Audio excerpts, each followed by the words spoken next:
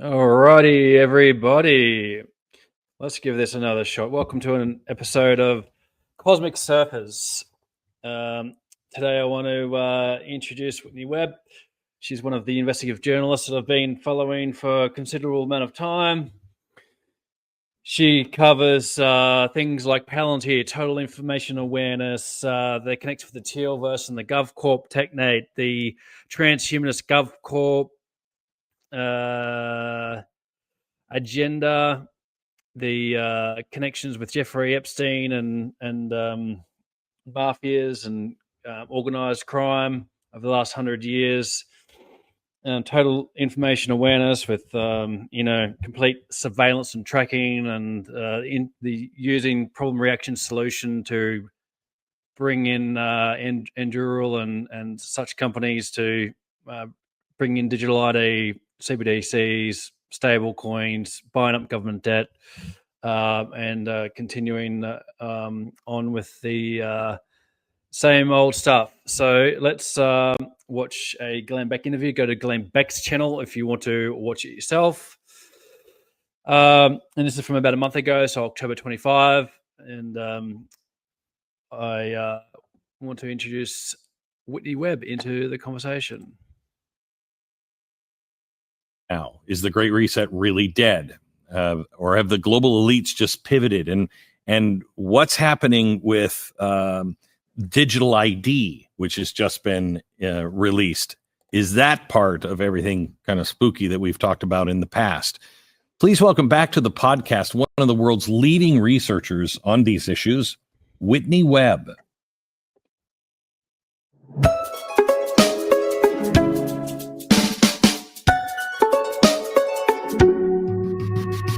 Is somebody else taking their place? Do they pass the torch? What is happening?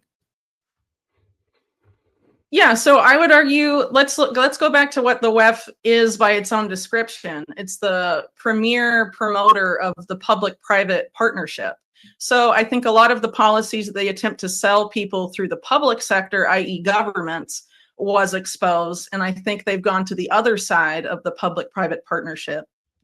And are trying to market some of their policies that are unpopular with significant segments, particularly in the West, via the private sector. I would. Can you give me examples? I think that's what's happening. So I guess one example would be, let's take what's happening in Britain, for example, with the so-called Brit card and digital ID. So obviously there's been a lot of political pushback to that. From Keir Starmer, his intention to frame this as a way to solve illegal immigration, which is absolutely madness. A ludicrous idea. Yeah, madness. Completely insane. And so, and then they of course come out and said that soon, it wasn't just limited to its use as an alleged work permit; it would expand to all facets of life.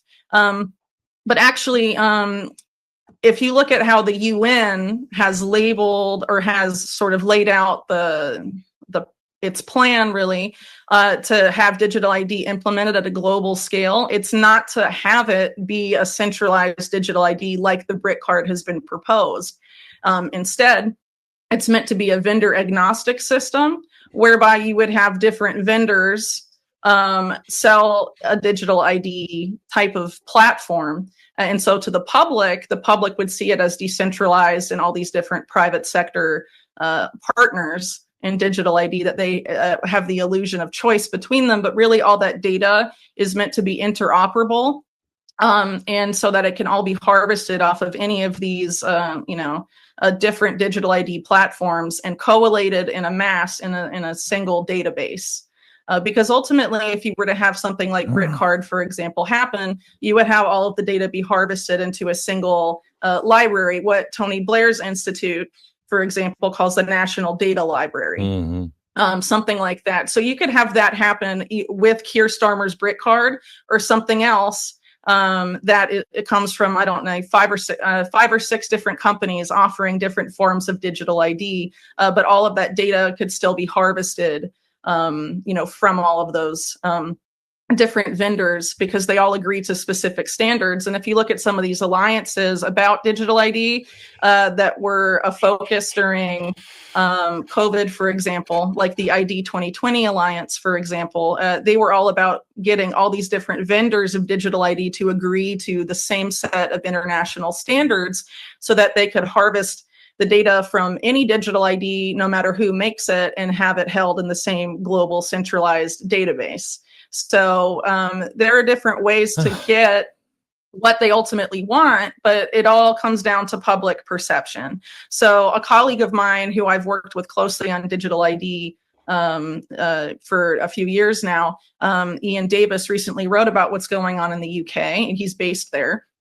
And he posited that maybe what Keir Starmer is doing is actually a bait and switch, that to create all this unpopularity about this style of digital ID, but then someone later could come in riding the wave of the discontent that this is creating and then offer a new solution, which would be more along the lines of what I just described, which is actually how the UN itself and SDG 16, which is the SDG that includes digital ID, the roadmap laid out there, is not the same as the one laid out by Keir Starmer. So in that, you still have a public-private partnership, right? But it would be the private leading as opposed to the public leading.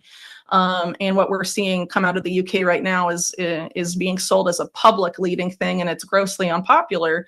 And I think they're a lot smarter than people give them credit for. I mean, they're fundamentally very manipulative, and they want us to get stuck with the same policy, but they're very apt at selling it different ways, and they know that they've become very unpopular with large segments of the population. And so, like a chameleon, they have to take a different form, but ultimately the goal is to lead people to the same type of, technocratic Orwellian system.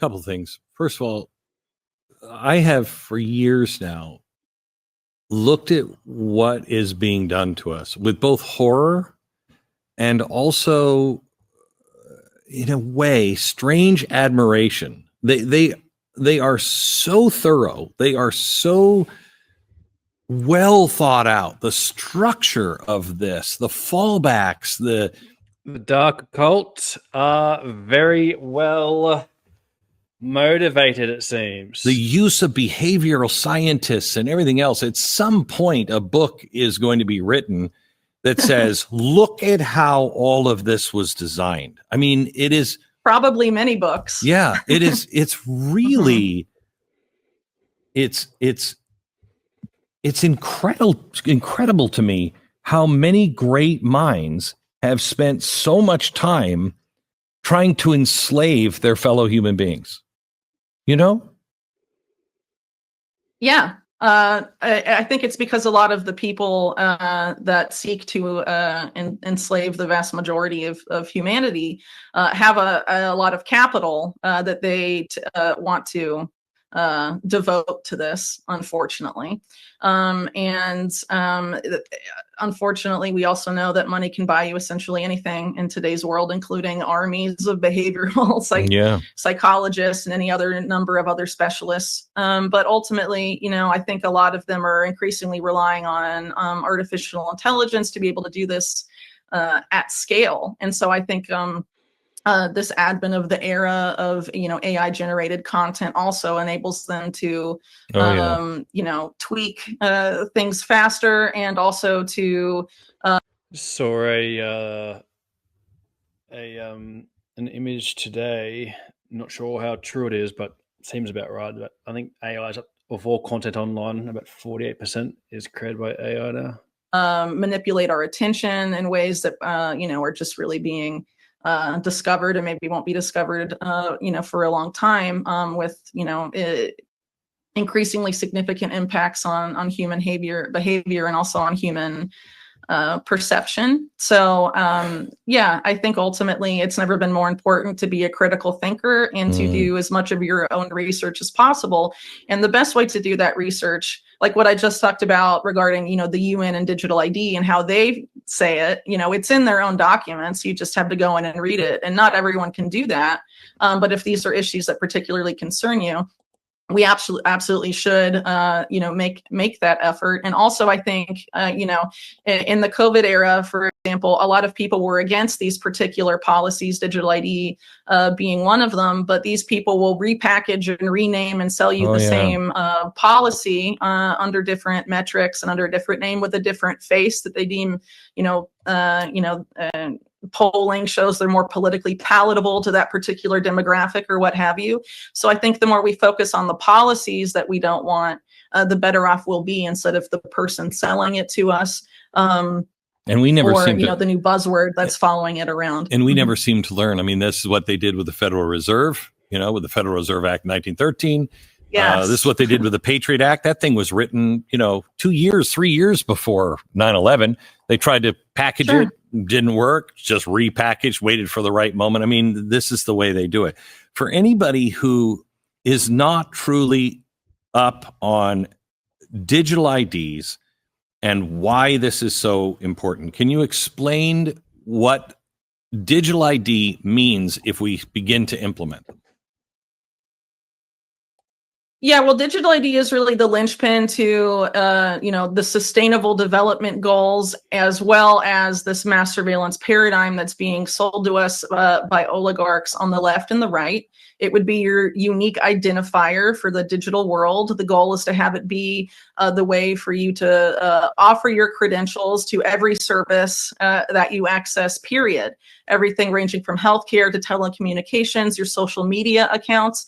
And as things become increasingly digitally connected, perhaps even your appliances, if they're smart appliances at some point, won't function without you having the proper credentials to show that it's you.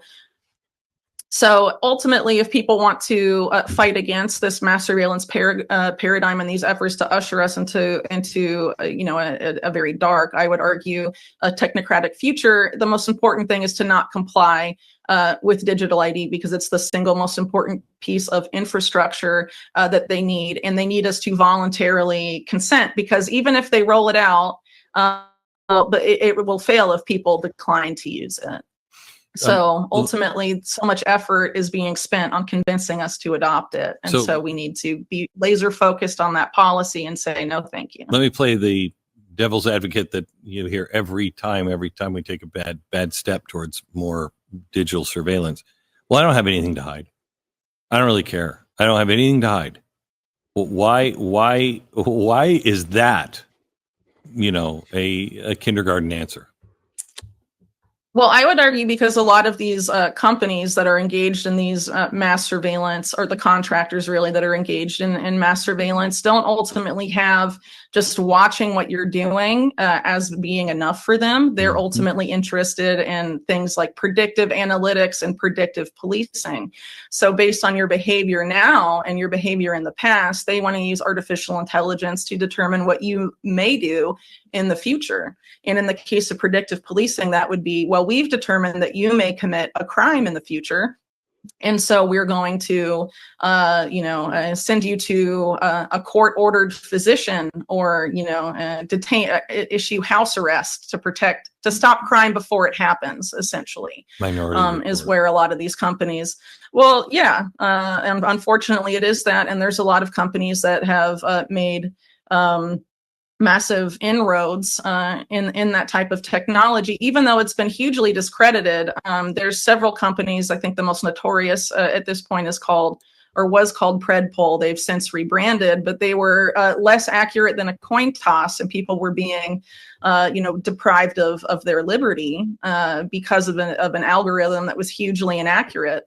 And ultimately, if you look in the UK, for example, some of these algorithms for facial recognition have been rolled out, even though they've been shown over there too to be hugely inaccurate. And there's no interest in changing vendors, even when this inaccuracy is demonstrated. So to me, that says that their goal is to have us induce and be obedience by the fact that you're being watched all the time, and anything you may do could be used against you, even if you're not doing anything wrong now. an algorithm could determine that certain, errant behaviors warrant you being added to a list of some type.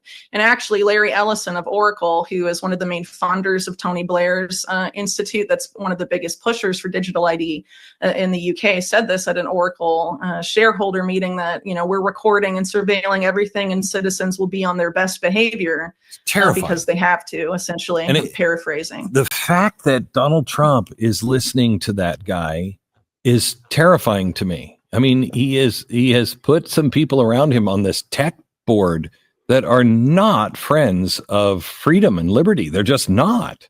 Larry Ellison is leading that pack.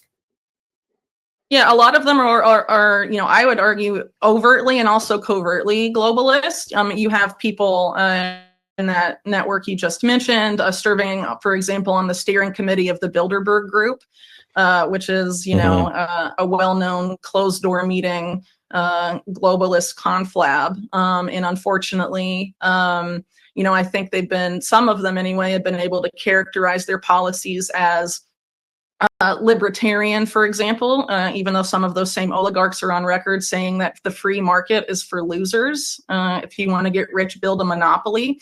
And build monopolies, they have, unfortunately. But I think, again, this is what I was saying earlier about the World Economic Forum. There's an effort to sell this since they couldn't sell it from the left. The goal now is to try and sell it somehow from the right. And to try and frame it under metrics and dialectics that'll be more appealing to the group that was most against these policies just a few years ago. And unfortunately, with AI and all of that, it could happen if people aren't vigilant.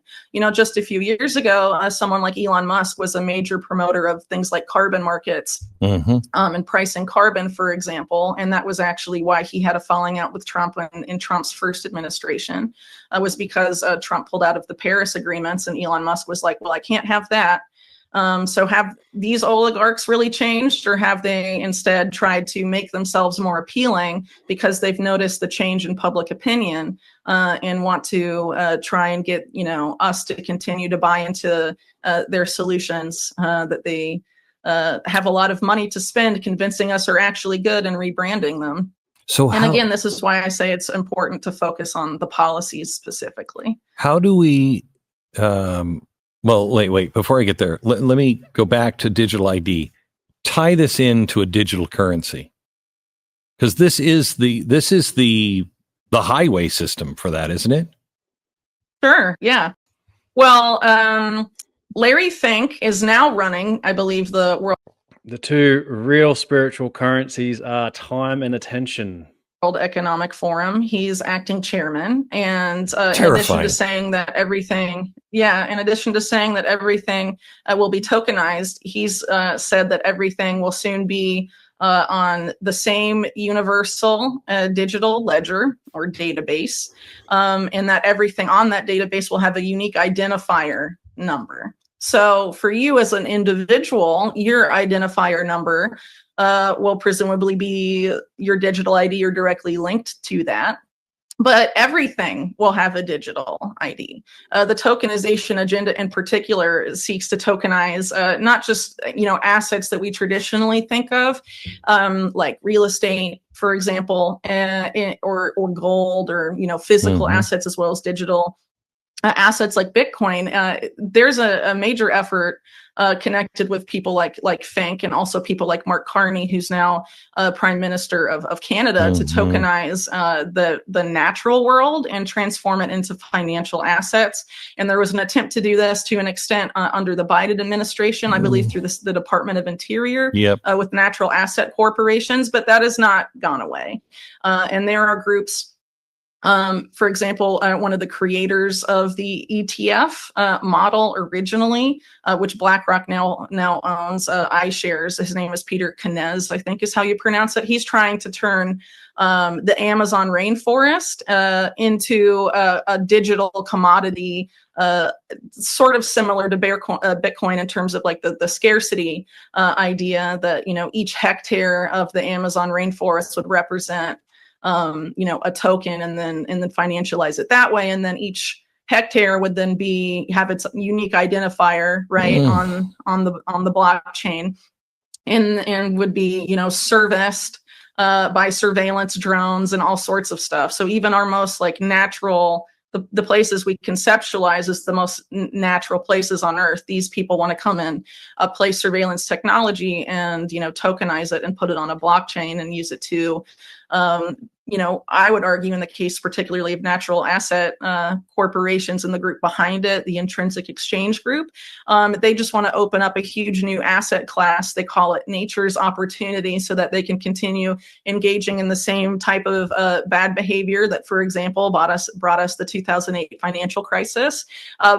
By, you know, quintupling basically the amount of assets currently in play. It's you know, I had a very insane. I had a guy who worked very, very, very high up at Citibank, and he told me around 2008. He said, "Glenn, you know, don't worry about the financial system." And I'm like, And he said, "You know, we're never going to go broke. I mean, do you know how much just the national parks are worth?" And I looked at him and said, "Are you seriously telling me that we should commoditize the national parks?" And he said, "It's going to happen." And I wonder now if this is what he was talking about, if it was just a digital, not actually selling them, it's just a digital commoditization of our parks. Yeah. So apply this now to the phrase that we all heard during the COVID era: "You'll own nothing and be happy." Well, yes. There's certain people that want to own everything, and that includes things that have never been able to be owned before, that were considered own yourself. things like the public commons, like rivers, lakes, the ocean itself, natural forests, all sorts of it. These people want to put all of that into the financial system, fractionalize it, tokenize it, and sell pieces of it around. You know, use it to speculate on. I mean, it's very bonkers. So, yeah, and so this is just one aspect of the digital currency play. Obviously, there's a lot more than that just going on as well. I would argue that a lot of this push, particularly in the U.S., for dollar stable coins supposedly being better than a central bank digital currency, also falls into this paradigm we talked about earlier of, you know, moving from the public to the private, of the public-private partnership, because a lot of these stablecoin issuers, you know, if the big concerns about CBDCs was that they're seizable, they're surveillable, and they're programmable. Well, all of those three things also can apply to stablecoins. The only difference is that you would have a private company issue it and control it. But we've seen time and again how a lot of these private entities are willing to do that when contacted. Just look at how Bank of America behaved with January 6th, people accused of wrongdoing on that day, for example. You know, they have no qualms in doing that and engaging in those type of activities. And the biggest dollar stablecoin issuer, Tether, which just hired Beau Hines from the White House, they have openly said that they are a close partner of the U.S. government for dollar hegemony globally, and have uploaded the FBI, the Secret Service, and other aspects of the U.S. government onto its platform directly, and have seized tethers, you know, from people just because, you know, the government told them to. And this was during the Biden administration. So they obviously are willing to do that under any administration. And it's essentially functioning as a de facto public-private partnership, even though we're being told it's much better than a CBDC. But in terms of its impacts on civil liberties, you know, that's not necessarily true. So again, vigilance is important here. More with Whitney in just a second, but right now, the average American is still finding it indicative of an irreality, something that is completely not true. And so who is accountable in those cases? Can they hold the AI minister directly accountable? Not really. Does the accountability fall to the person who programmed the AI? It obviously opens up a pretty sticky situation. But I would, in the case of this, there's deeper conversations here. This is just, I guess, more rudimentary, kind of getting into some of the brass tacks of what's going on. We can get into ancient AI and where it's really from, and we can get into Jeffrey Epstein and the kind of dark occult links and links to Atlantis and different things like that. But this is just more of a rudimentary technological understanding, public-private partnerships, and some of the more straightforward stuff here. Argue that this is in furtherance of an agenda that was actually laid out by Henry Kissinger and Eric Schmidt in their book. I forget what it's called. Sorry about that. But they wrote a couple books on AI. In the earlier one, I think it's AI and Our Human Future is the subtitle, or The Age of AI, something like that. They essentially argue that we should put AI in charge of government because they assume they obviously. And people argue that things are inevitable. People like Elon Musk, it's inevitable. It's just going to happen. Joe Rogan does that. It's really frustrating. There's nothing you can do about it. It's inevitable. Might as well get on board. Believe that AI is a form of a super intelligence, therefore it knows better than humans do. And so even when it returns these unreal, irreality results, we should take that as a sign that it can see things humans cannot see. We should just trust that it's there because we should trust that it's super intelligent, and sort of offset, give it power over our lives, supposedly because it's a better arbiter of what's real and what's not than we are, which is I think terrifying. That is just insane. Also, sorry to keep repeating that word, but it's hard. Some of this is really insane, just bonkers stuff. Yeah. And in addition to that, Kissinger and Schmidt laid out that their biggest interest in AI was its impact on human perception. And ultimately, if you're able to completely control how people perceive reality, you control their behavior. You don't need mind control at the end of the day. And this is the natural law principle of mentalism. Any of these things in the back that, the CIA and national security agencies were experimenting with. You don't need that if you can completely control their perception of what's going on. And so the goal, as they lay out here, or laid out in that book, is to have people rely on AI for their perception of essentially everything. And that eventually, by doing so, people would be what the term they used was cognitively diminished, to the point that they wouldn't be able to understand how AI acts upon them anymore. But that wouldn't be true for everyone. There would be a small class that is not affected that way. And they would be the class that programs and maintains the AI, determines what it does. But the rest of us, a large underclass, would be acted upon by the AI, but again, lose the mental capacity to understand what it's doing to them. And that eventually it would start determining their preferences for them and all sorts of things. It's just such evil. I mean, there is no other way to describe this other than evil. When you are taking humans who are built to act, not to be acted upon, and then it gets back to the age-old questions in what are humans and what is the human condition, and the answer to that is programmable. Purposely put them into a class that you can act upon. There's no better word to define it than evil. Yeah, well, the term, that gets thrown around a lot for this is post-human future, but what is more evil to humanity than that? Right. Just eliminating us and turning us into what some of these libertarian oligarchs called technoplastic beings. I mean, some of them think that humans are nothing more than bootloaders for digital intelligence. I mean, that's how we are perceived by a lot of these tech oligarchs, because again, a lot of their goal, and they've been relatively open about this, is to. If you're an entity that wants to use the human body as like a subjugate or something, crazy. Live forever. But in defiance of natural law. So using technology to allow them to become gods. A lot of these tech oligarchs, including like the co-founders of Google, have been pretty open about that. And even someone like Jeffrey Epstein, for example, who was very interested in eugenics and AI and all of that, was interested in those technologies for those same ends. I mean, there's a whole group of, I would call them pretty sick billionaires who want to use this technology to better themselves in that way and live forever, while the rest of us become cognitively. So this is the pseudo immortalists. It's got it's like the bastardization of true immortality and physical immortality. I've talked about that briefly before, but there's definitely practices, whether it's breath work or plant medicines and different kind of cellular rejuvenation technologies and all of that, which are natural, which have been around for a long time and which people would study and potentially live for hundreds of years, or even, argue that physically immortal.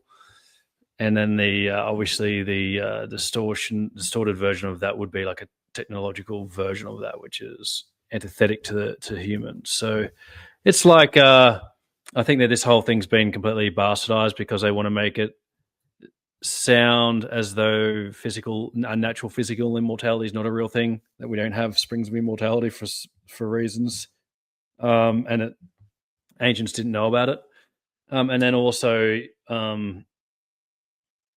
so you've got like a distraction away from that, and then people, they want to turn it into just like, uploading your mind, and it's like a psychopathic kind of thing to be talking about immortality, even though we know that our higher self or integrated self or our bigger being or greater being, however you want to frame it, is immortal.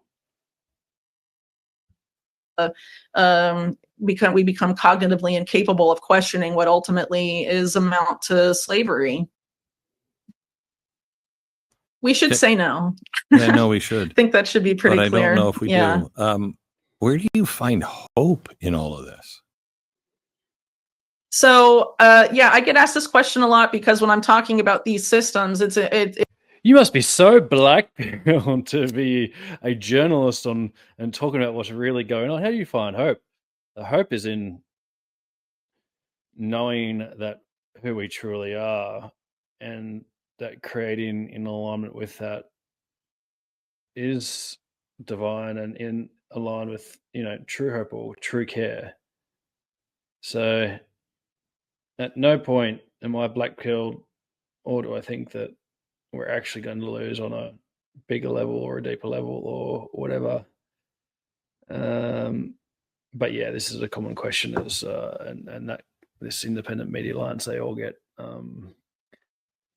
pushed back with people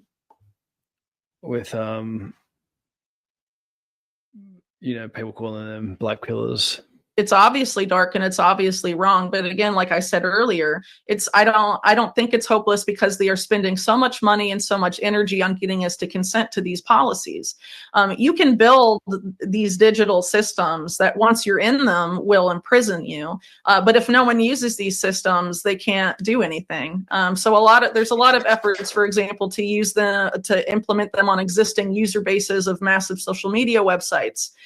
For example, but if people decline to use it, or people leave these platforms, or stop using these, certain digital infrastructure tied to these people, it will collapse. They need people to use them. What are the ones we should be avoiding right now? All of them. Well, I think people should do their own research and look at who owns what. But a lot of these billionaires, you have, people like Larry Ellison and Eric Schmidt, the Google guys, people like Pierre Omidyar, who were on the left, Reid Hoffman, Bill Gates, right? And then you have, people like Elon Musk and Peter Thiel and the PayPal mafia crowd. Most of them frame themselves as libertarian. If you look at their philosophy, their own words, they're overtly transhumanist. A lot of them, despite saying things to the contrary, want global government in some form. And the ones on the supposedly libertarian side frame it as having a CEO in charge of everything, but a CEO that would govern as a dictator. So I don't ultimately see that as much better, given all this technology that's would be in the hands of this one, or this very small group of people. But they don't own everything. They own a lot of technology, obviously, and technological platforms, social media, and all sorts of things. But it's up to people if they want to continue using those services and supporting these people, because ultimately they need us to make their system work. They want to harvest us for data. And like I said earlier, they want to use us as bootloaders for their digital intelligence, and they can't continue to improve and feed the AI without us doing it for them. They can't do it alone. So I think the more we... But people are not they're not likely to leave things that make their life easier. They're just not. Yeah, well, that's the price of convenience, isn't it? And I think a lot of the effort to enslave us has been to cajole us and influence us with convenience and comfort. But also, in theory, prison is comfortable, right? In the sense that you have a roof over your head and they bring you food. And I mean, a digital prison without walls, could be similarly comfortable, and you wouldn't have to lift a finger to fight, for your freedom, but we can still, you wouldn't have to lift a finger to fight for your freedom. You would just willingly walk into the system, right? But those of us that don't want to live in the system have to do something. And so I think we're at a crossroads, and have been for several years, where those of us that don't want to walk into this have to actively build alternatives. And if you don't have, a ton of people in your community doing that, maybe you should reach out and build awareness. But if you have people that are aware of this around you, it's important to build, I would argue, local resilient networks. That what kind of humans are we at that point? Anymore, AI can do that, and you to make you feel very negative and feel despondent, and all of that. And yeah, I mean, if we give in to those kind of emotions, then we'll just do nothing. Language at the same time. And I'm just skipping forward a little bit on this. And that's why doing something is better than nothing. And that's why I'm doing this podcast, because, it's all out there. And, this will probably be posted everywhere. But at the moment, it's just some BitChute, because I don't want to use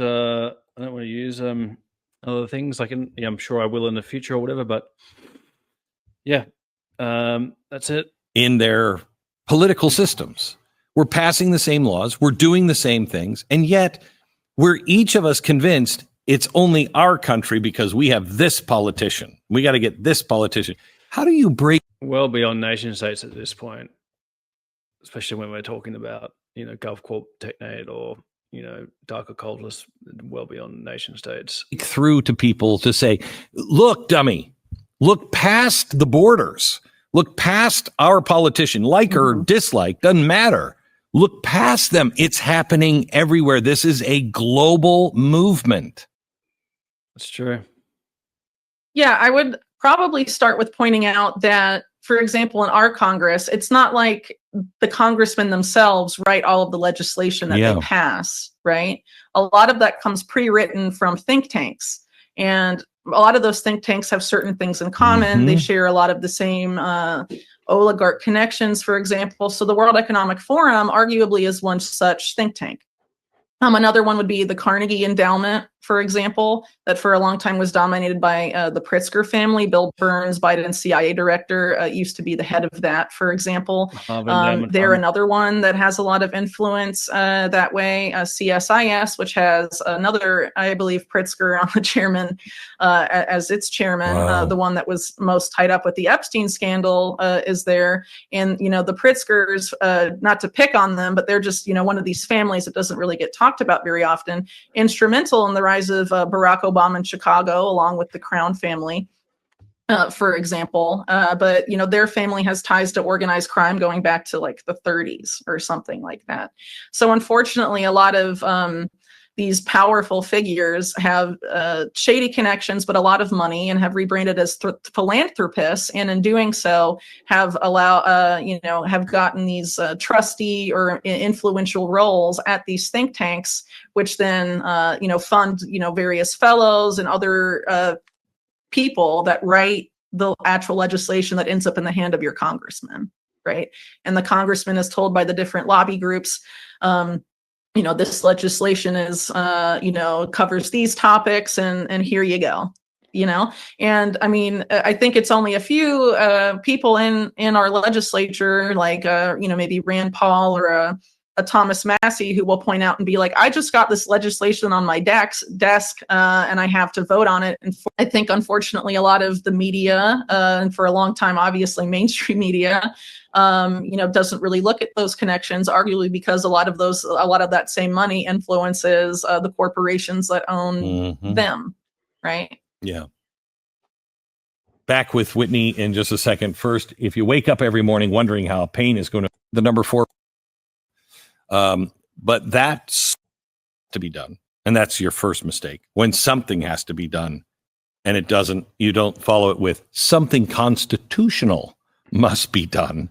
You find you find yourself in a whole different ballgame. We're entering a time where the left is causing so much chaos on the streets. They are, I mean, the left is so much chaos on the streets from the left. It's always the left and the right, and who are you going to vote for? Something has to be done. You know what I mean?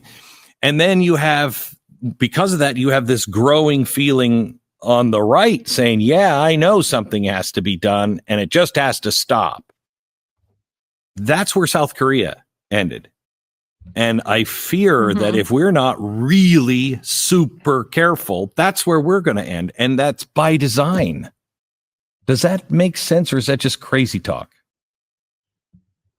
Yeah, I don't think it's crazy, but what it does remind me of is something that happened several decades ago, mainly in Europe, that was called Operation Gladio. I don't know if you're familiar, but it basically involved intelligence agencies, organized crime, and elements of the Vatican funding terror attacks against civilians. And they were framed in that particular case as being terrorist attacks from the left, but the ultimate goal was to create so much terror that people would give up their liberty for feeling of security, feeling that it was safe to take the bus again, that it was safe to live a semblance of a normal life. It's sort of similar to what happened during COVID. People would give up so much, right? Take the injections, get the vaccine passport just to have a semblance of a normal life, right? But this is the same way to do that, but with violence. And who ultimately wins at the end of the day, I think, is what we should be asking here. And we need to keep in mind, too, that particularly in the United States, every president since September 11th has opted to expand the so-called war on domestic terror. And, you'll have a Democrat president and they'll weaponize it against the right and vice versa.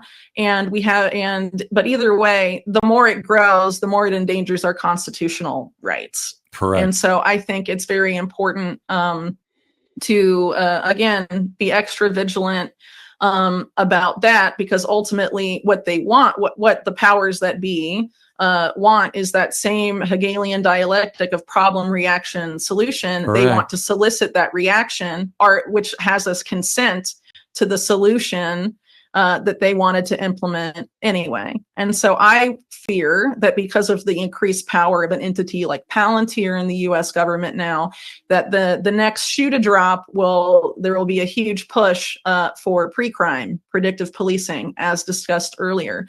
And Trump nearly fell for that trap in 2019 when there was a spate of mass shootings. So William Barr, who was an attorney general, it got barely any media coverage, but he created the legal infrastructure for pre-crime in the United States through a program called DEEP. And then after that, explain this. Explain for anybody who doesn't know what that is. Explain it.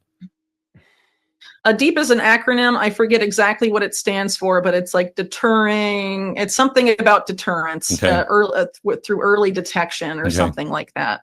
But basically, the legal infrastructure set up by Bill Barr there was that you could ostensibly arrest someone before they committed a crime preemptively. And there have been only a handful of arrests through DEEP via my understanding. But because it's there, anything could happen that could make it be deployed at scale. And so that was particularly concerning at the time, because after that, because of the outrage about the spate of shootings at the time that I think began with the El Paso Walmart shooting of that year, Trump said that social media platforms need to develop tools where they look at what users are saying and determine who will be a shooter before they can commit an act of violence. I'm paraphrasing there. And then his administration was considering, but did not implement, a health-focused version of the Pentagon's DARPA. They were calling it HARPA, and that the pilot program of the proposed HARPA would be another acronym, and I'm sorry that I don't remember what it stands for, but it's quite long. It's called Safe Homes, and the biggest lobbyists of this to the president at the time were Jared Kushner and his daughter Ivanka, and basically what that program proposed was for an AI to go over all of Americans' social media posts and determine what they called early warning signs of neuropsychiatric violence. And if a user's profile was flagged, all sorts of things could be triaged from that, including, court-ordered physician appointments and all sorts of things that sound terrible. Trump, according to the Washington Post, liked the idea, but he ultimately didn't pass it. So you can take the Post reporting however you want, I guess. But what did happen? The Biden administration did create HARPA, but they created it under another name. They called it ARPA-H, and they framed it as this is how we're going to cure cancer. But a lot of the same. And if you're not in the US, obviously, there's related kind of bills and versions around the world. Programs are still there. The same architects of that HARPA proposed to Trump for those purposes in 2019 were also involved in the creation of ARPA-H, which has been pushing for, people to wear wearables, for example, which are, you could theoretically use as surveillance devices, but you wear them on your body, right? And they might, Palantir runs a lot of that same data as well. And if they were ever to combine and end the silo between healthcare and law enforcement, since they contract to both, there is a potential for very, very, Orwellian, terrifying stuff when it comes to predictive policing and predictive analytics. It again depends on who is around the president and how much he listens to them. But I think it's since that happened in 2019, there was an attempt to get him to implement that program then. And if there is a big enough event again that could lead to huge calls to do something, we could see that be marketed as the quote unquote solution. And who wins there? Well, the big tech oligarchs that control all of the infrastructure that would be behind pre-crime and the AI algorithms. And what's troubling too about the war on domestic terror is that the definition for it, the government's definition for it across administrations is incredibly vague. So one example is that you can be defined a domestic terrorist if you feel like you have to. And this is the key point here. I've been onto this for a while, and obviously everyone, a lot of people know about it, but the labeling of dissidents as domestic terrorists, that for sure is around and something to be looked out for. Stand up against perceived government overreach is the term. And in Australia, for example, they're trying to outlaw protesting, and they're trying to label everyone as far right extremists and yada yada yada. I've seen the playbook before. So that could very easily be anyone on either side of the political aisle. Yeah. So again, when we want to suspend civil liberties and constitutional rights for just one segment of the population because we're told it's necessary so that we can feel safer, what ultimately happens historically is that those rights go away for everybody. Except the people at the very, very, very top that are controlling these systems. For anybody who doesn't know what Palantir is, who's running it, why it's so dangerous, will you take us down that road? Sure, I would be happy to. So my work on Palantir argues that it was an effort to privatize this program that was pushed on the public after 9/11 that was called Total Information Awareness, that was also housed in the Pentagon's DARPA. There was a huge outcry about this program at the time because it was, I would argue, rightly described as eliminating the constitutional right to privacy, because everyone's data was being sucked in and everyone's data was being spied on. And the ultimate goal of TIA, Total Information Awareness, was to have a pre-crime system in the United States that would stop they said at first terrorist attacks before they could happen. But they're not just looking at terrorists, they were looking at everybody. So obviously it was moving towards predicting crime before it happens. And it also had a health component where they said they would hopefully predict bioterror attacks before they happen. This is again during the anthrax, the aftermath of the anthrax attacks of 2001, but also that they would predict pandemics before they happen. And a lot of that renewed interest in that, you could say, occurred during the COVID era, right? And so as this program was getting into trouble and they tried to change their name and tried to do all these things to keep Congress from defunding them, Palantir was incorporated by Peter Thiel. And Peter Thiel and Alex Karp, who were two of the Palantir co-founders, talked to Richard Pearl, who put them in touch with the person who was running Total Information Awareness. And they basically said, they viewed him as John Poindexter was his name. They viewed him as the godfather of modern surveillance, and they wanted to essentially recreate what he was doing. But they did so as an entirely private entity. And in doing so, because the government wasn't directly involved, a lot of the outcry just dissipated.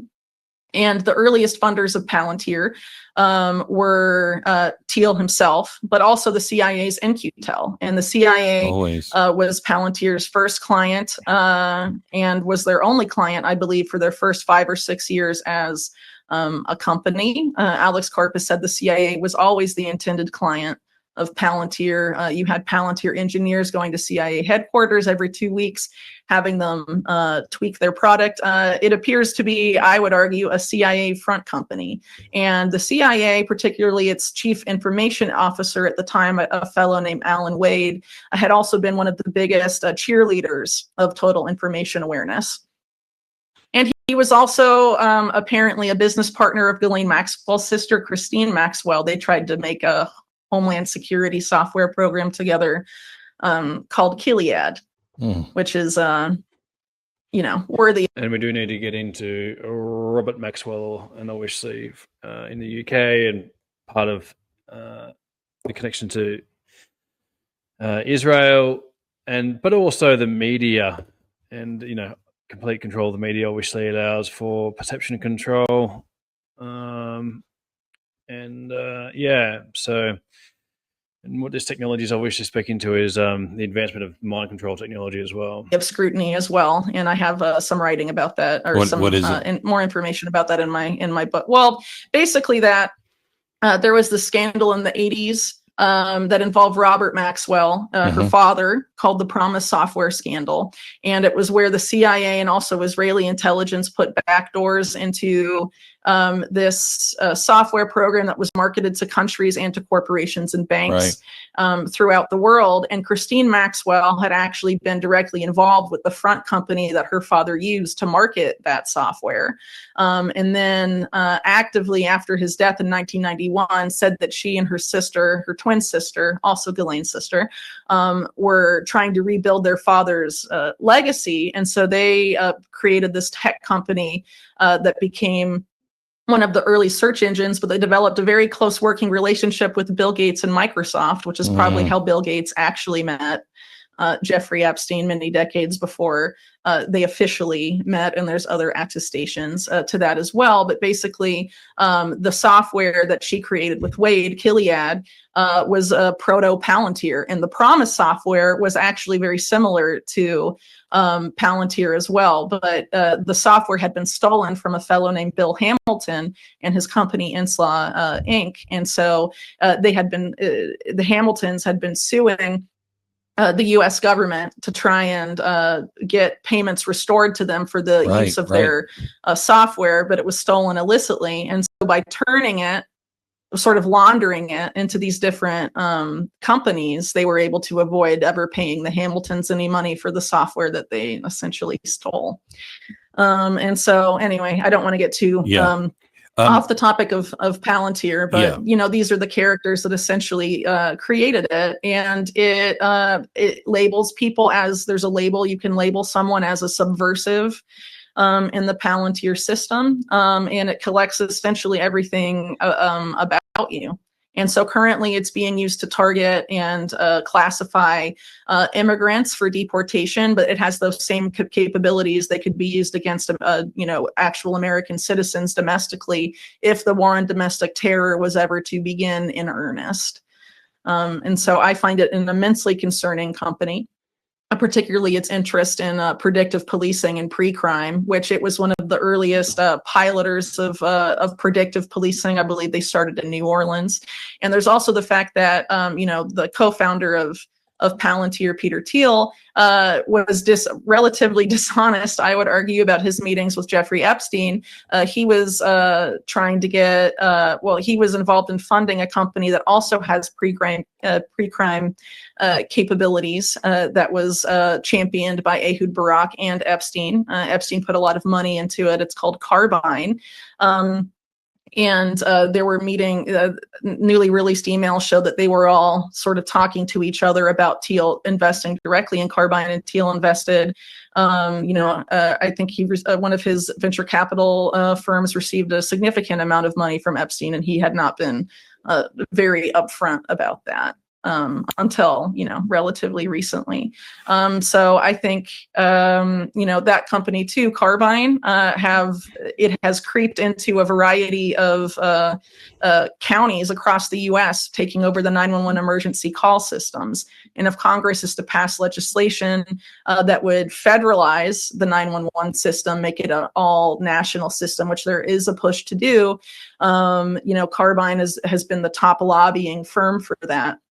But they have a pre-crime component where if you, they call it the C records component, but you can't find it on their website anymore after there were reports on it.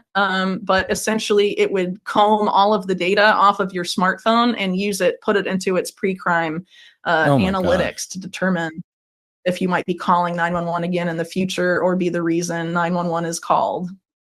And that eventually streetlights in smart cities would call 911 for you on their own. 15-minute cities.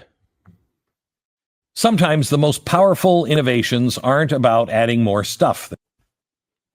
At most, I would say it's probably a couple hundred. Isn't that nuts? Probably smaller than that. But, well, especially with the technology they have today, it's never been easier for the few to control the many. And they want to make it so that, the peasants, the serfs can't, fight against their rule anymore. And again, that's why we have to resist this as much as possible.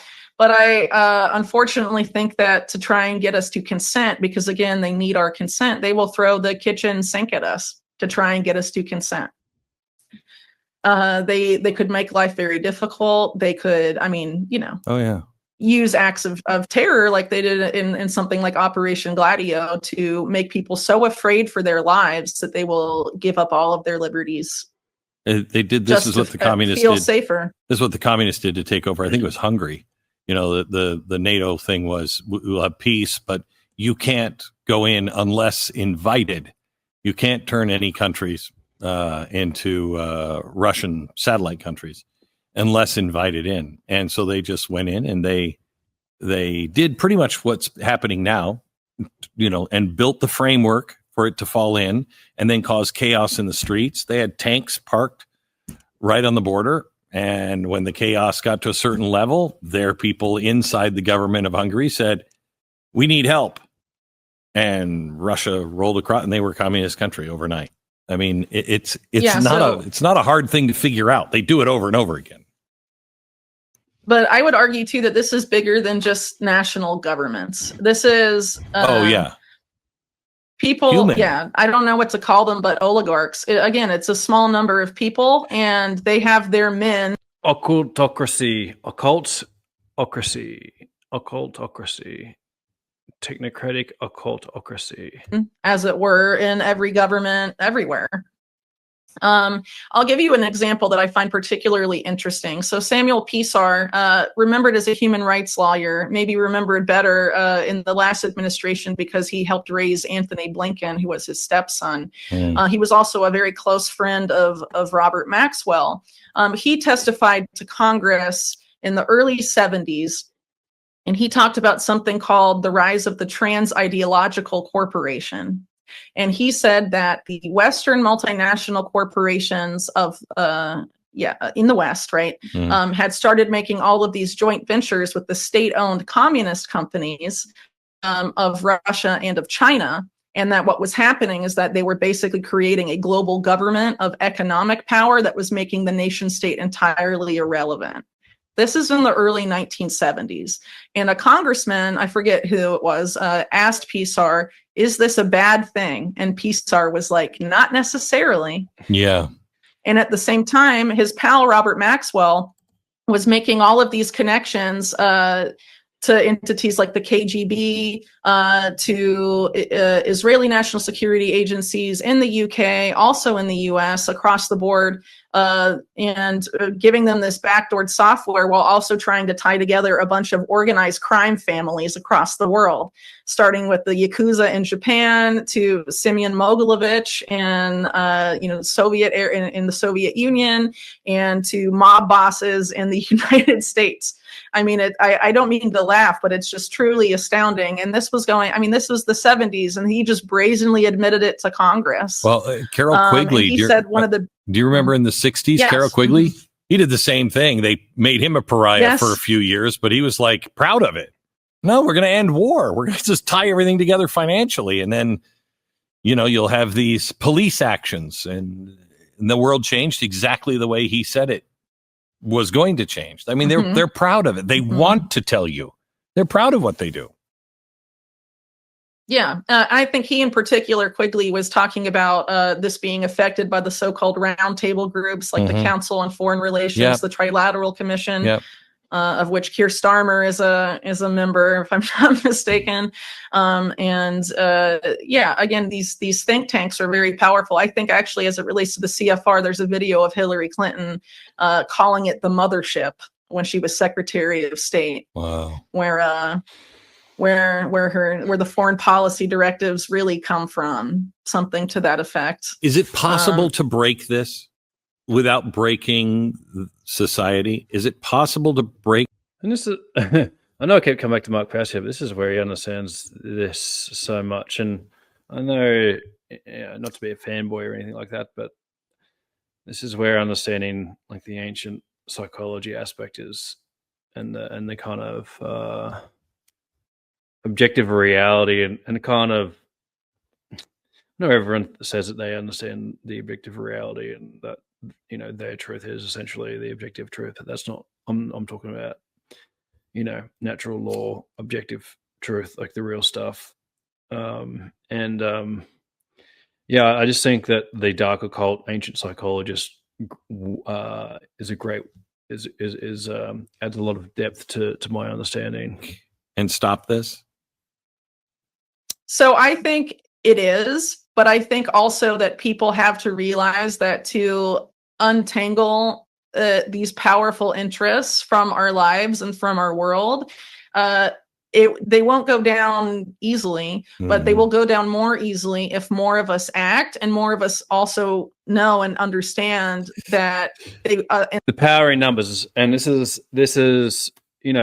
why we've all got to do it. This is why I'm doing this new podcast and adding, even though I'm just here learning and adding a few words and adding to my own education, I'm sharing this kind of information so you can come along for the journey and learn for yourself as well, and then take your own appropriate actions, which is teaching about moral law. In a lot of cases, there are efforts to try and make us resort to violence. Yes. That's what they want. Yeah. And I think in the last administration, it should have been very obvious to conservatives that there was an effort to goad them towards violence.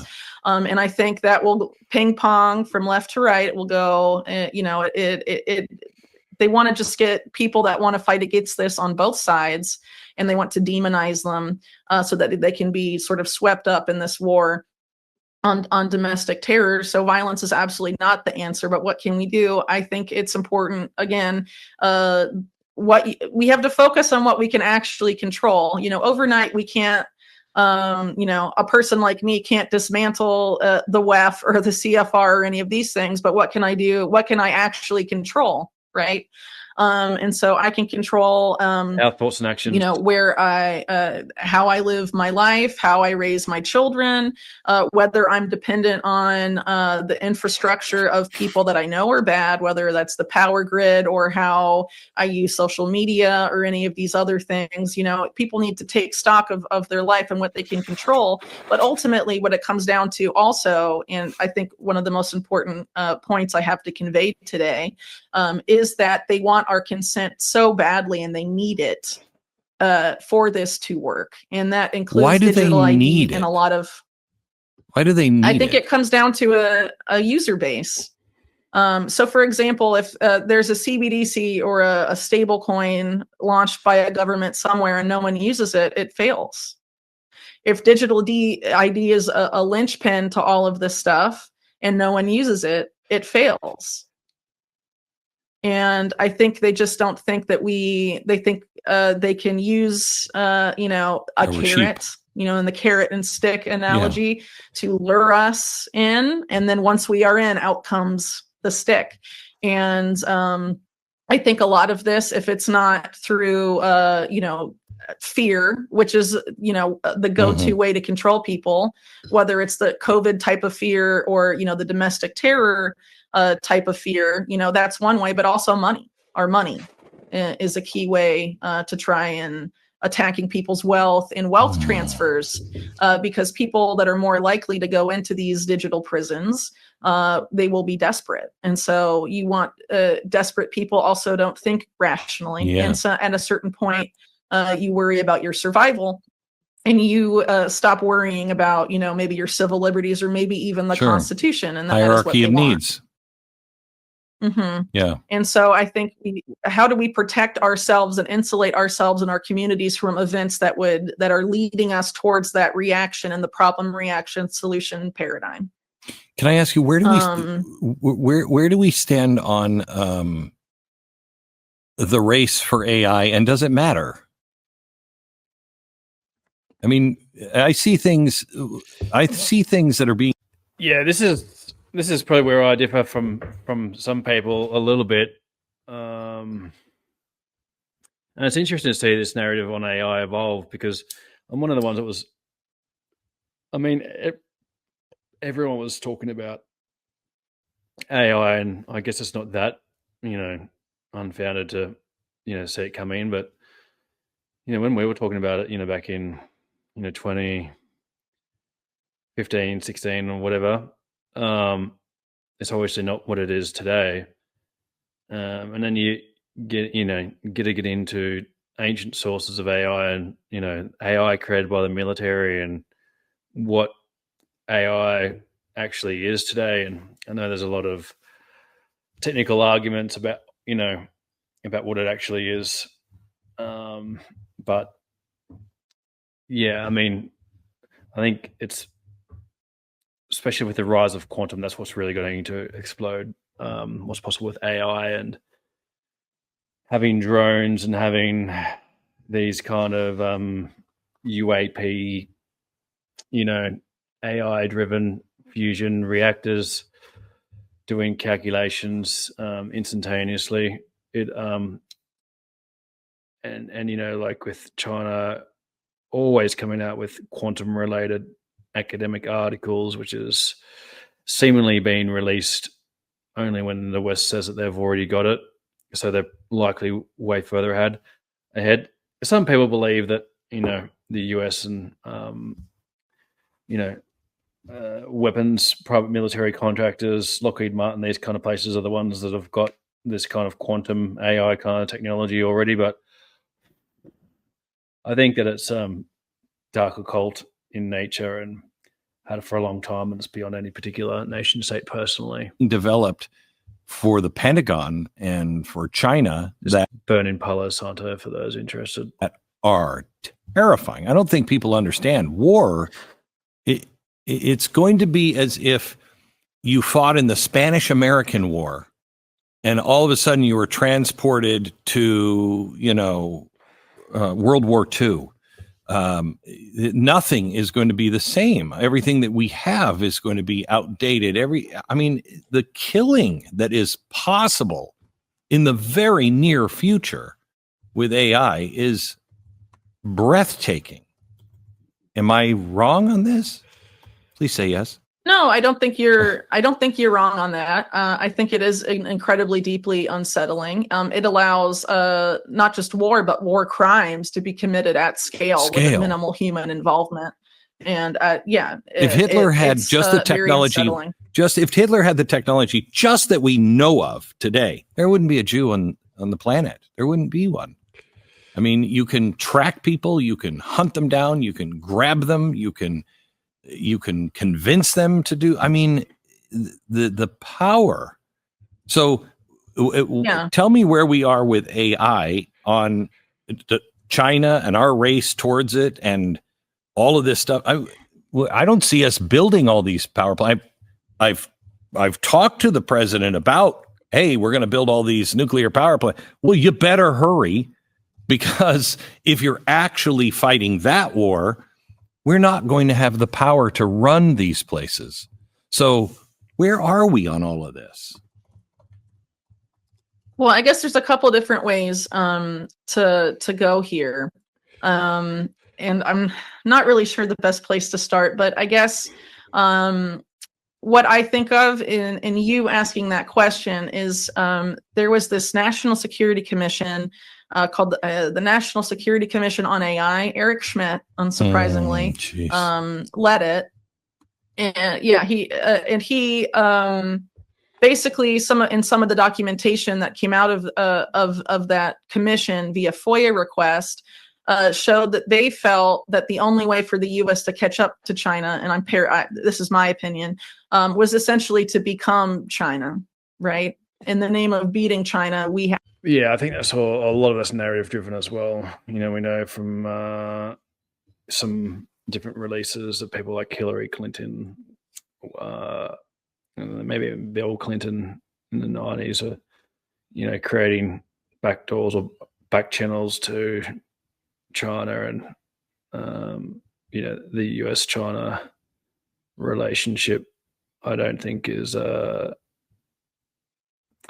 it's a hard one, because I do think that that's the real war going on. On one hand, I think that the real war that they're all planning for is with China in the South Pacific, personally. I think that, even though that you know, things point to the Middle East or whatever, but yeah, I mean, I think that with China and Russia on not talking about what I think, but on a bigger level, they work together. Have to do all the things that sounds like a very Americans bad idea. Criticize about China. Mm-hmm. So the idea was, in China, they use AI for everything. AI has crept into every facet of a person's life in a Chinese megacity. And so we need to make Americans use AI just as much, if not more, in order to leapfrog Chinese AI capabilities. So what did they suggest? And this is right before COVID, by the way. They suggested an end to in-person shopping and an end to in-person doctor visits, an end of car ownership, that we should only use fleets of self-driving Ubers that we rent, and, you know, basically live through our phones and live through apps that are powered by AI. Because they argue China has a larger population. It has a user base that is feeding Chinese AI with so much more data than Americans are feeding American AI. So we have to harvest more data from Americans faster in order to catch up.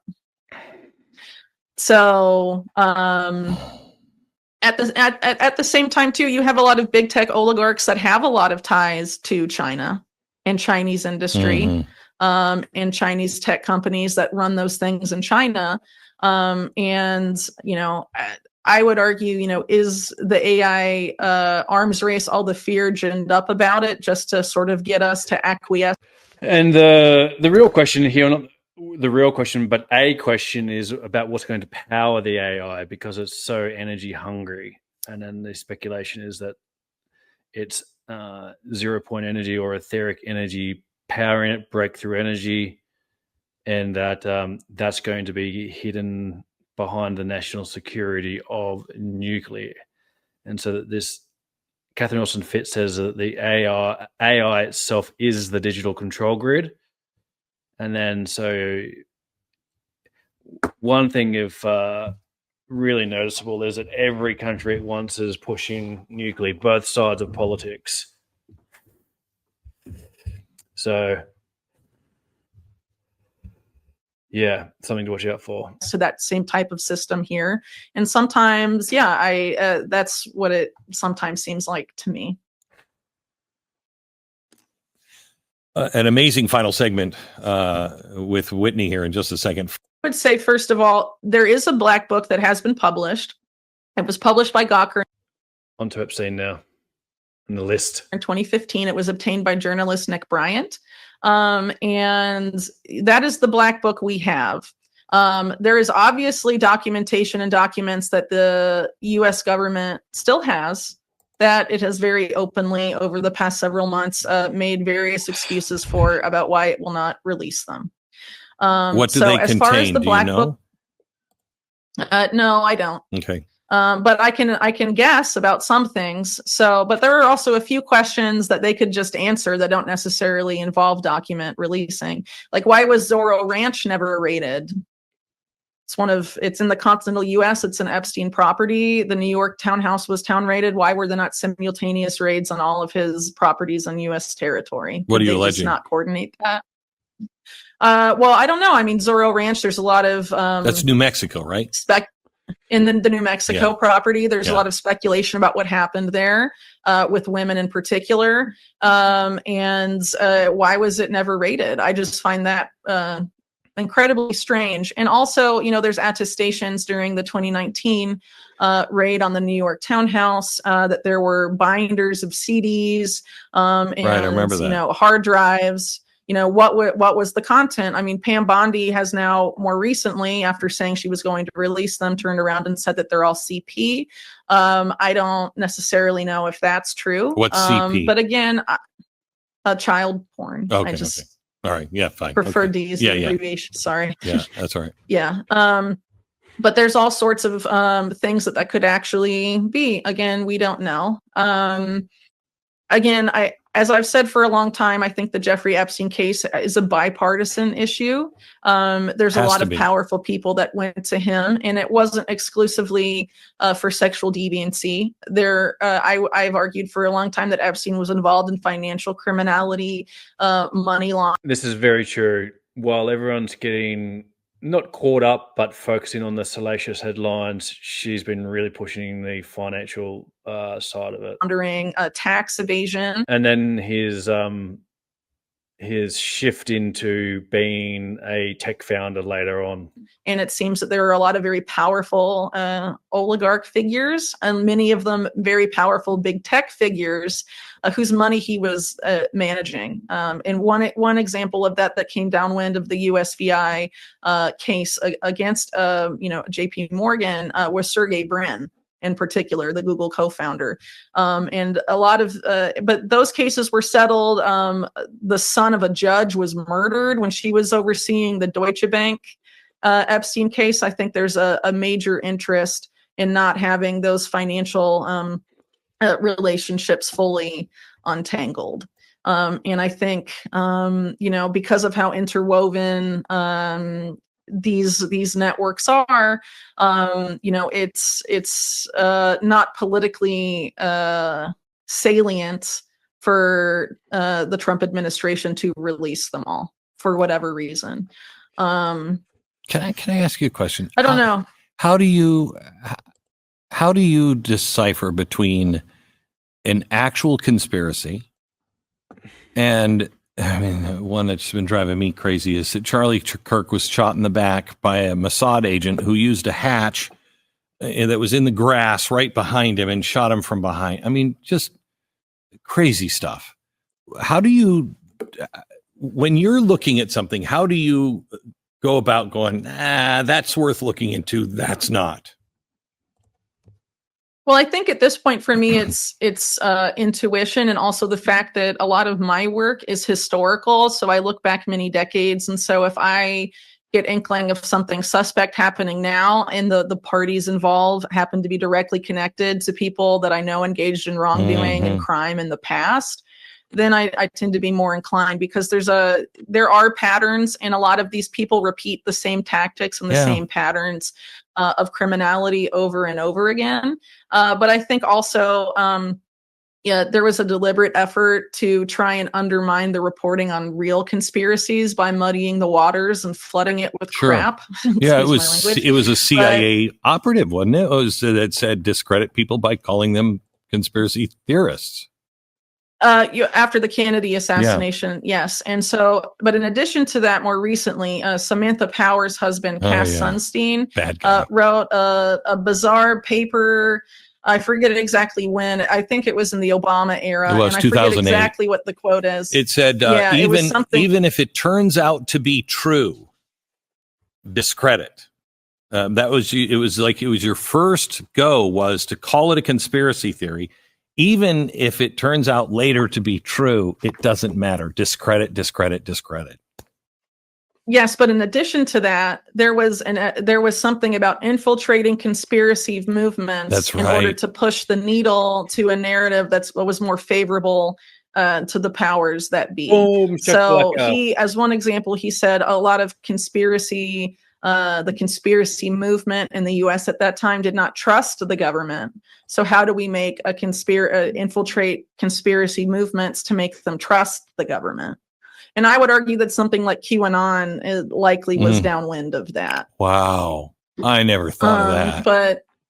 But it's very possible that continues now. I would argue it does, especially, they know that a lot of this information about past conspiracies or even current ones, can't always be put back in the bottle. But if you muddy the waters, you flood the zone, to use one of their terms, with things that are dubious, it becomes very hard for people to sift through the content.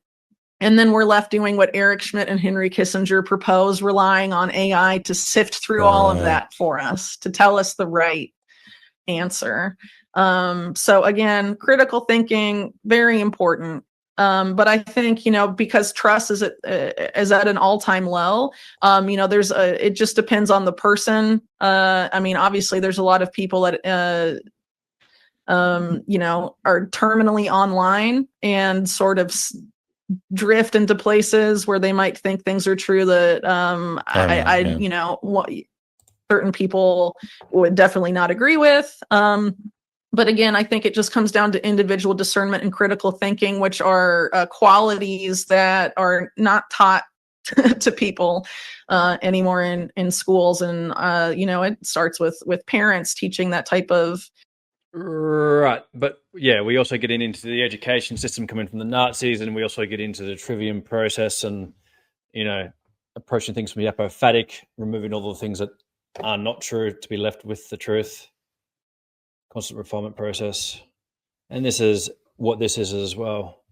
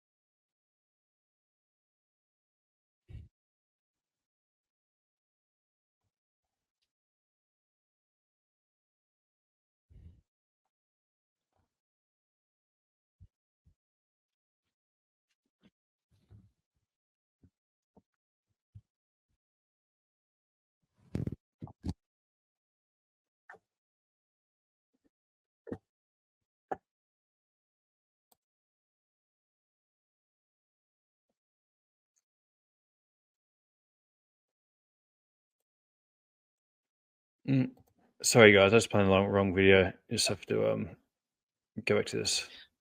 Discernment. And for me personally, I think history adds a lot of the necessary context to having that ability to discern. And so I would, urge people to look. Apologies for that, guys. I had the next video cleared up, so about a minute and a half was the wrong video. I was just queuing the next thing up. At, what these particular networks have done decade over decade. What the reason my book is so long and is in 2 volumes is because I thought that the repeated patterns by the repeated individuals that are all connected together would show that obviously there is something wrong here.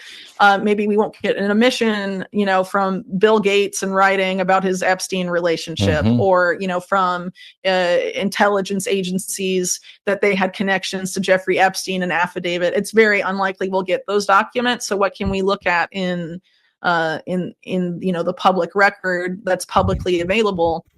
And obviously, I think, my book shows that there's various instances, the same individuals repeating the same tactics over and over again, using a lot of the same institutions to do so, and how, it just stacks so much that it becomes, to me, quite obvious that something is very wrong with that particular network. And when you have so many instances of financial crime, arms trafficking, sex trafficking concentrated with in such a small group of people, many of whom have ties to the organized crime gangs from America's not so distant past, to me, it looks like that a lot of those people rebranded, and basically the main thesis of my book is that those organized crime interests got in bed with our intelligence agencies, and some of those organized crime figures rebranded as philanthropists or other things, but ultimately, it's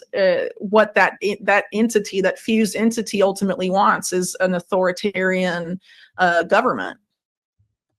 And we have to fight against that, despite all the things that they could throw on us and all the manipulations that they may target us with. Which again, I think over the short term, it's going to be more than we've probably ever seen before. But people have to be very steadfast in how much the Constitution matters to them. Yeah. That constitutional rights are for every American, not just the American that we happen to agree with. Yes. And I think who benefits the most if we start hating our neighbor and want to kill them? So last question. What keeps you up at night? What are you looking at the future over the horizon and going, oh my gosh?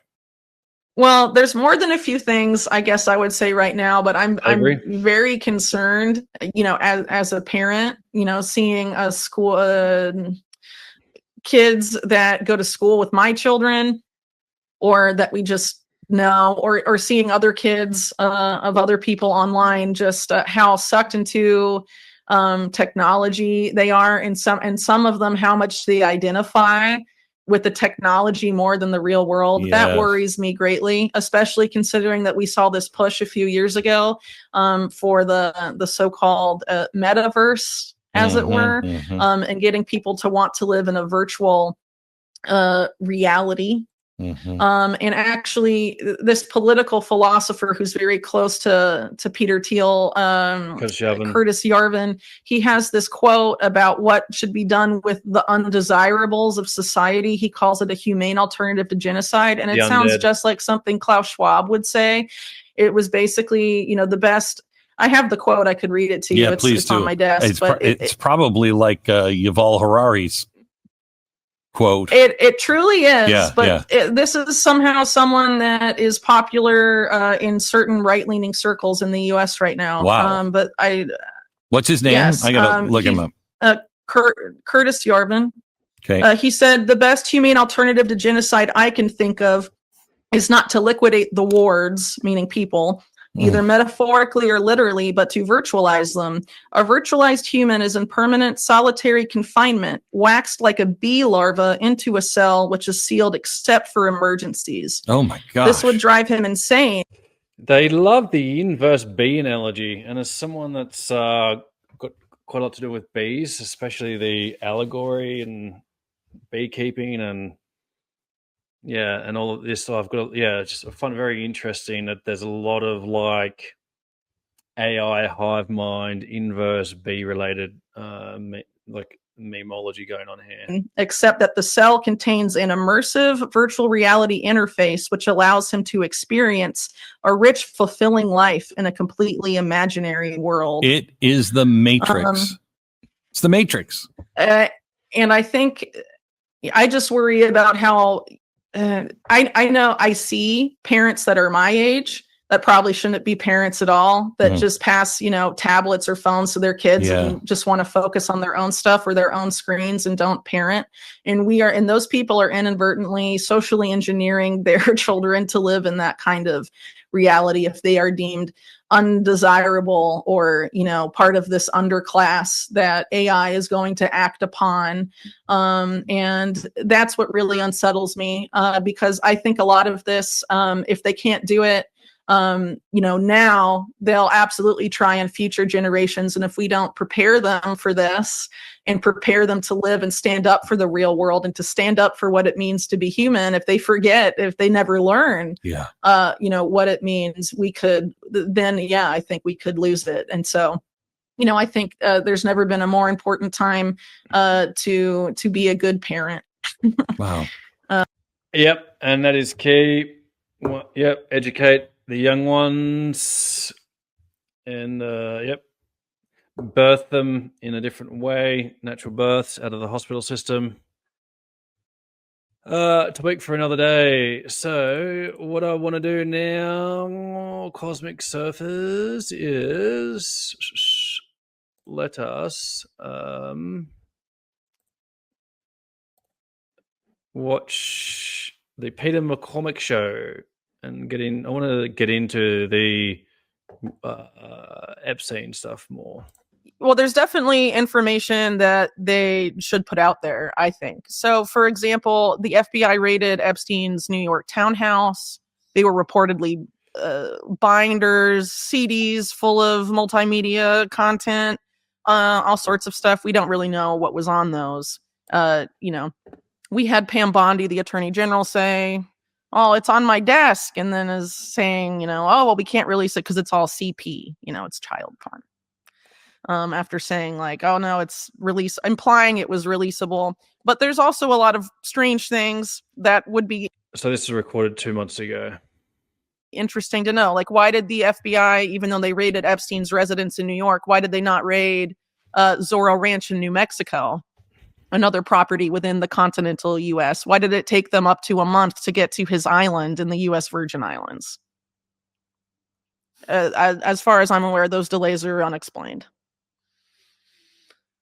What about the France case? Jean-Luc Brunel, one of the main alleged co-conspirators of the Epstein case, died in a French prison awaiting trial, much like Epstein in 2022.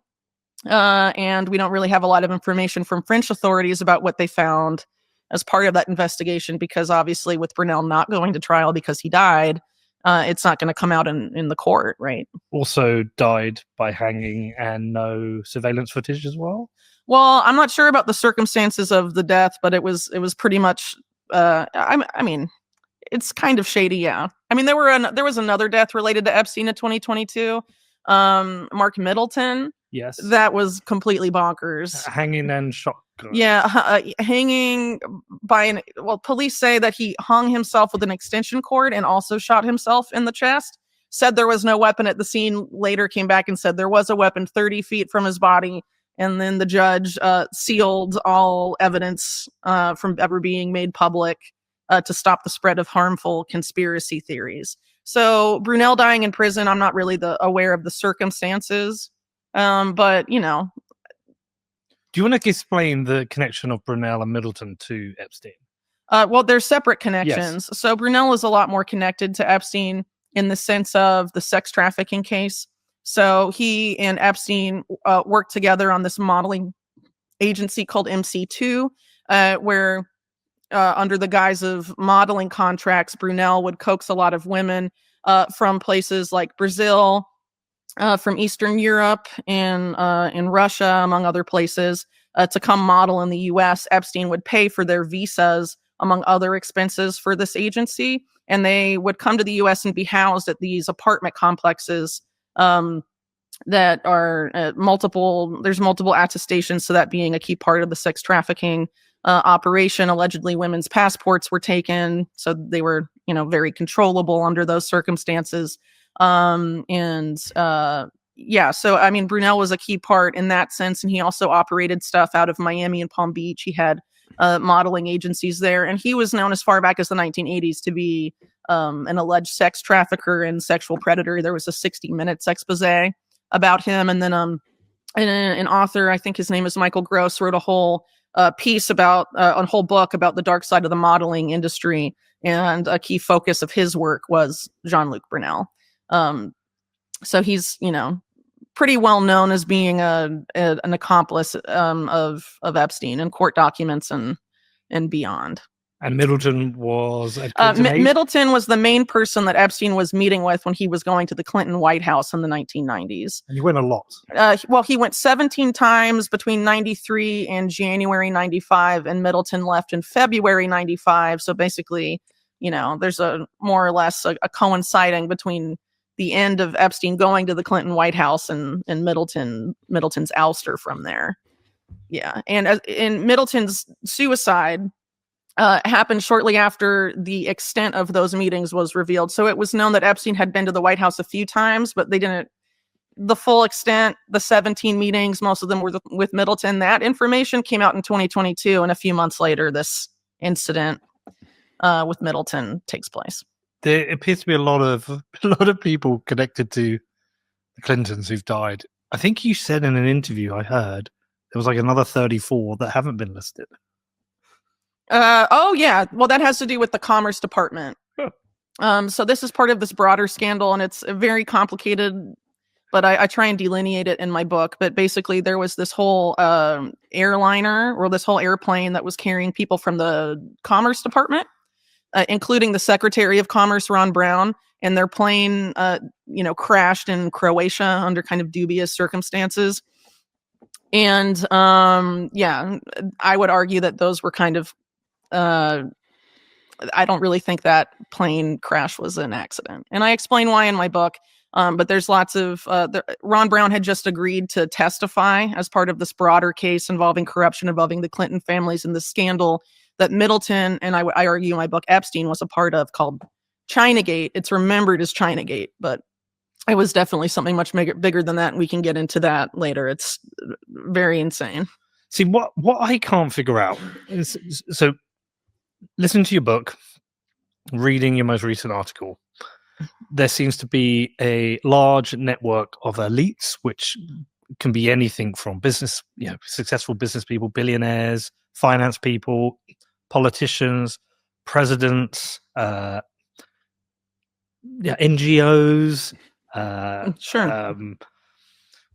secret services. There's like this huge network of people, and I can't work out, is there a big coordinated network of elites who work together, or is it just once you get into the elites, maybe you think you can get away with a few things, you can maybe do some corrupt deals, and if you've got the right connections, you can get away with it. If you step too far out of line, that you might go to jail or be killed. I can't quite get my head around it, but that it does come across that all governments are basically mafias.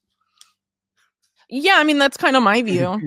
So basically, that all government is slavery. You got it. That's the end. What I argue in my book is that the network behind Epstein, and the reason why there's so many powerful people in this group, is because it's born out of this union that occurred during World War II between organized crime and the nascent U.S. intelligence apparatus. Which, of course, there was a lot of British involvement with that in the creation of, the CIA and the OSS and all of that in World War II.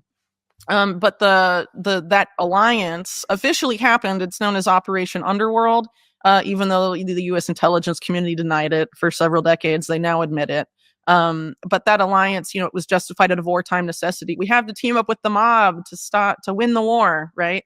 But after the war, the alliance provably continued. So ultimately,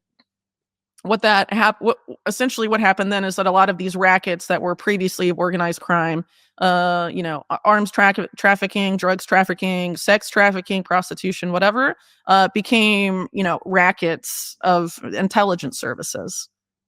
In what way? Well, I mean, there's a litany of evidence of the CIA being involved in drug trafficking and arms trafficking via illegal means for many decades.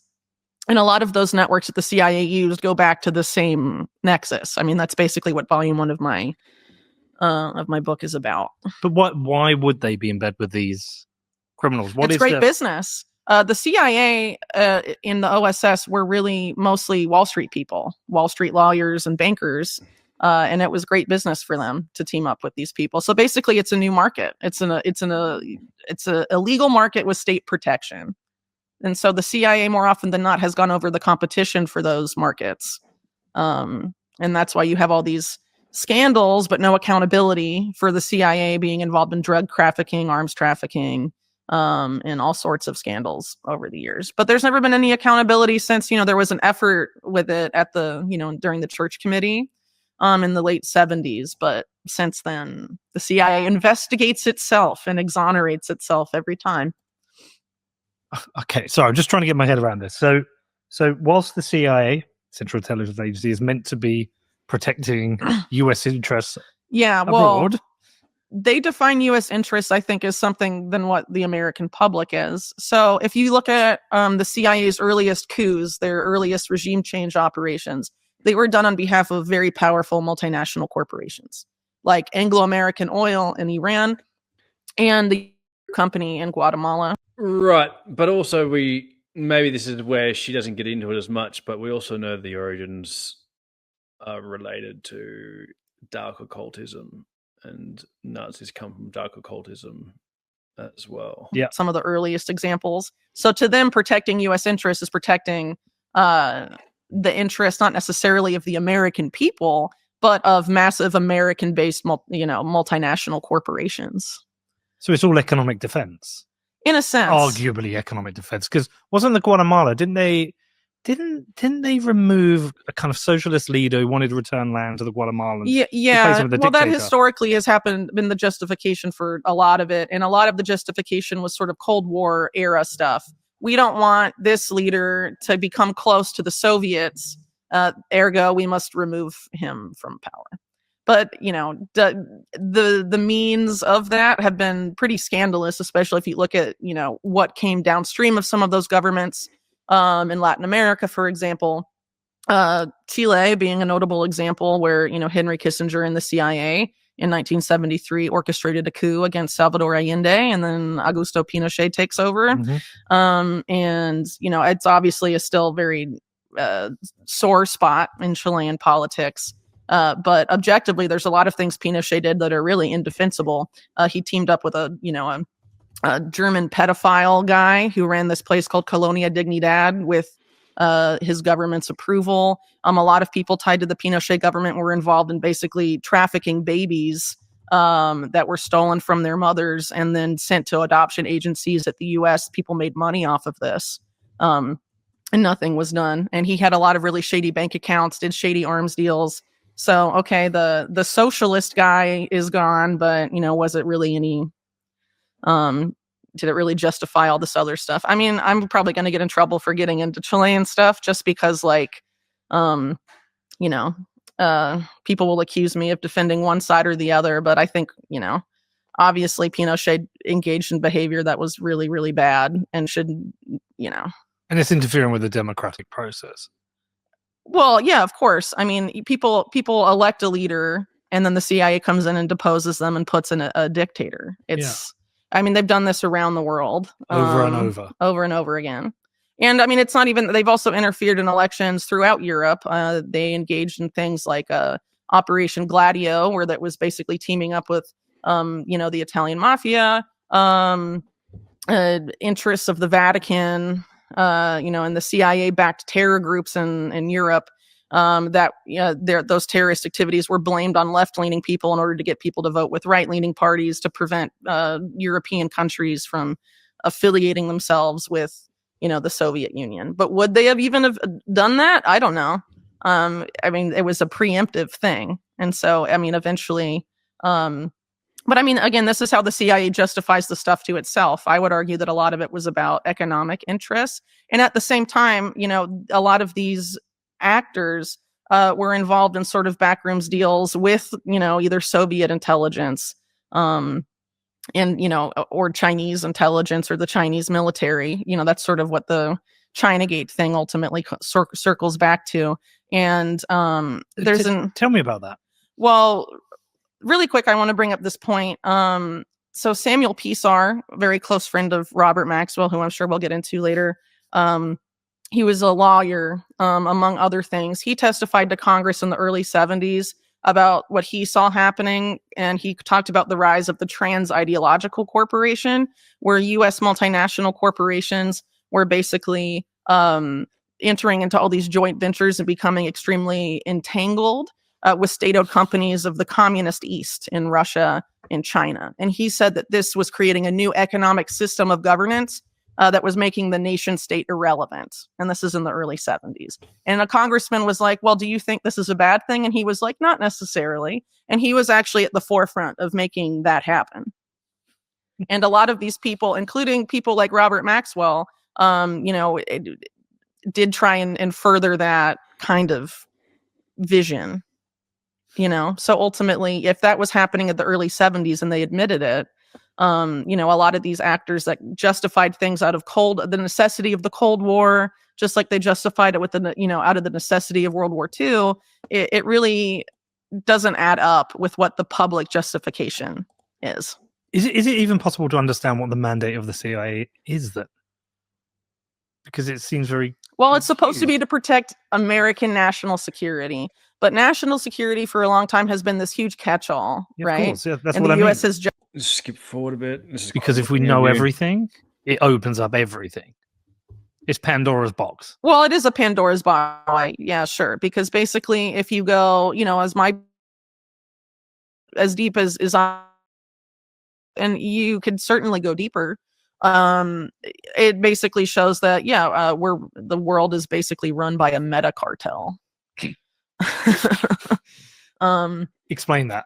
Well, I would argue, it is a cartel. It basically operates with impunity, and they have no accountability for all of their crimes, even when they're exposed here and there. Some people just are protected and above the law, almost inexplicably. And as I point out in my book, it's a lot of the same actors over and over again, the same institutions, and you can see when one institution crumbles, another one pops up in its place. So as an example in the book, I talk a lot about the Bank of Credit and Commerce International, BCCI, that implodes in 1991. It's covered up by William Barr when he was Attorney General, who covered up Iran-Contra, the Promise Software scandal, and BCCI, all as being Attorney General, and later would return to kind of do that and for Trump 1 when he was Attorney General again. But after BCCI implodes, a lot of their portfolio of, organized crime and shady interests goes to the banks of that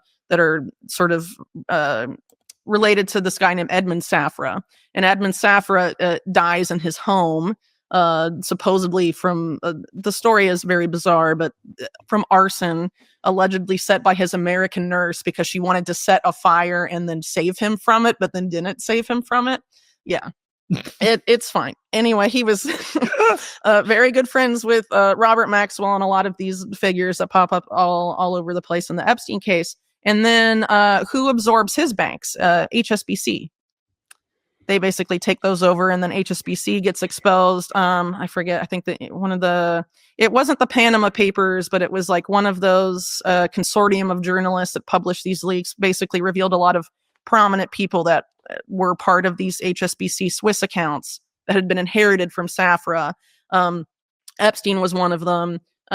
Some associates of Epstein, like Flavio Briatore, are there. But also, HSBC was laundering money for drug cartels. And who didn't go after them when they were in charge of the Bank of England? Mark Carney, who is now Prime Minister of Canada. And everyone's leaving. And while he was head of the Bank of England, there's pictures of him hanging out with Ghislaine. So whose, father, Robert Maxwell, was banked by Safra, among other things. So. Well, I remember him from my childhood because he was a prominent figure in the UK, owning of course. the Mirror Group, and waking up one day and his body's found in the ocean. Mm-hmm. Another suspicious death. Yeah, Ghislaine thinks it was rogue Mossad Sicilian men that killed him. Together? Working together. It's kind of funny because that's kind of the thesis of my book. It's like the National Crime Syndicate, which was their New York branch, and later their head got deported to Italy and sort of set up shop there. And then the Jewish mob that was headed by Mayor Lansky. And that basically this crime syndicate is the crime syndicate that teamed up with, intelligence agencies. Because this Operation Underworld, all of that, the formation of this nexus predates the founding of the State of Israel. And so a lot of these actors, and I note this in my book too, were involved with the arming of the Haganah and these paramilitary groups that later create Israel in 1948, and then help them set up their intelligence agencies.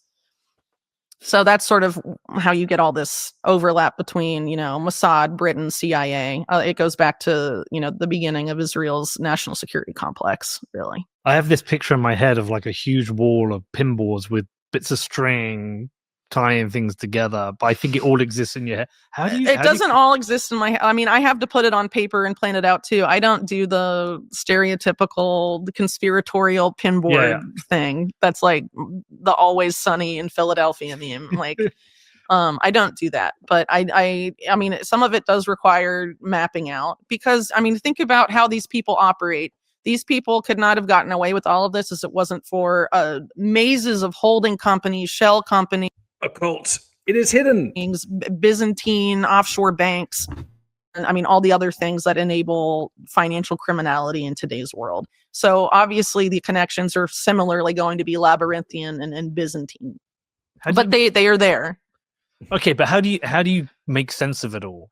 Because it is a large, complex network of people, institutions, politicians, billionaires. How do so many people get away with it? I basically feel like I pretty convincingly show in my book that there's a lot of baton passing going on between the generations. So like my book starts in the 40s and I follow a lot of these institutions and people through the years.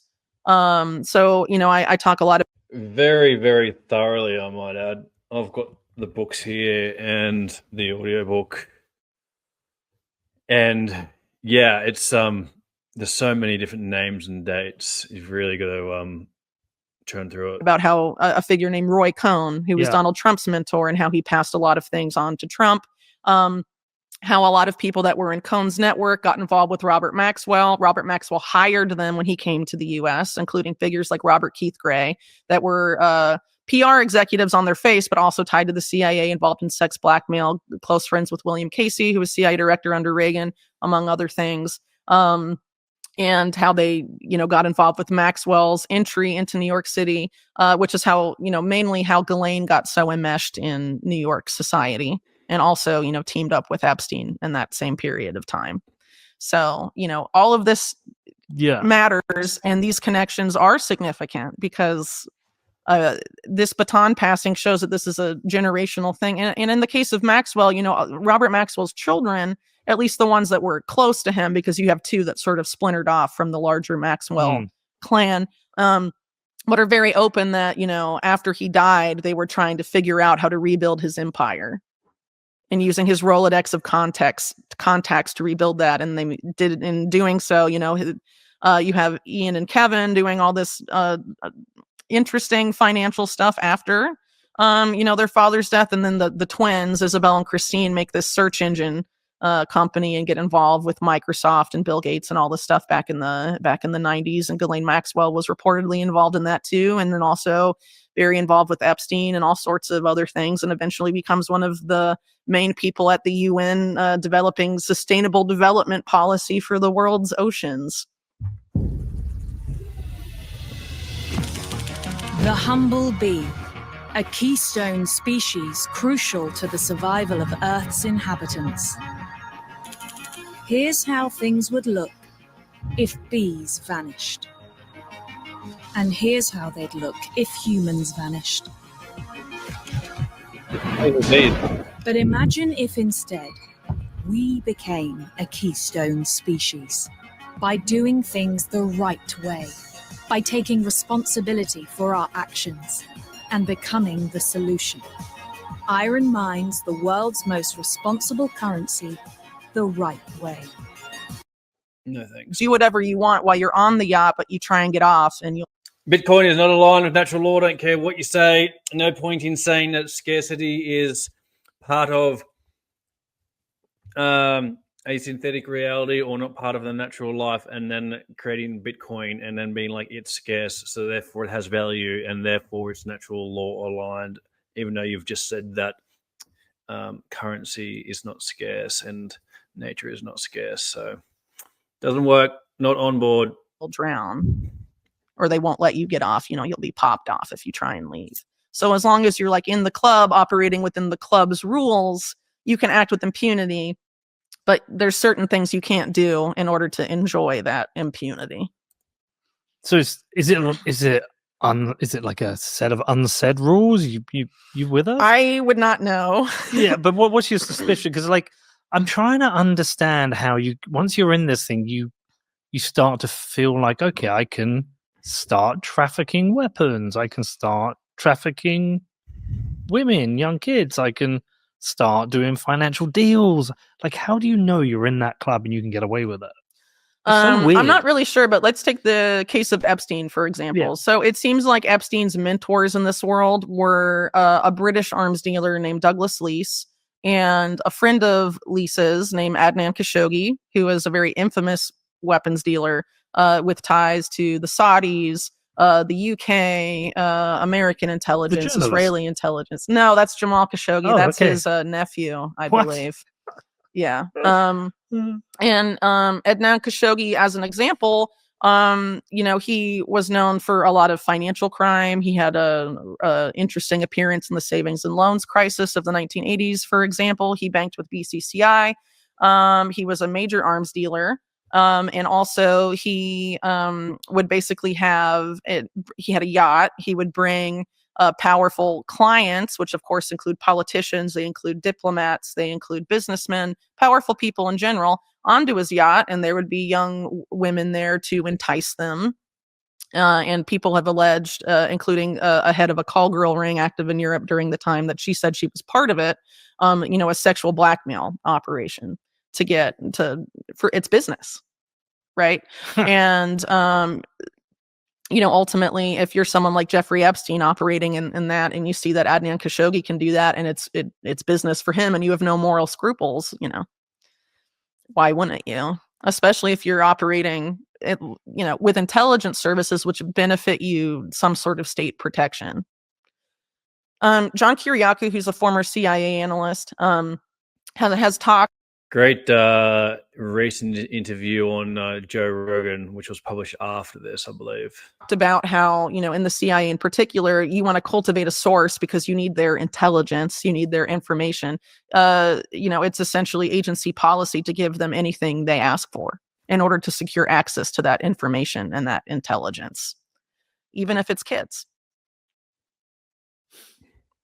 It's fucking wild. And it's even beyond just the agency. So BCCI, this bank, right? The U.S. Senate report on it basically says, not basically, it absolutely says that they also engaged in sex trafficking of minors to elite members of the bank. So intelligence agencies are trafficking children.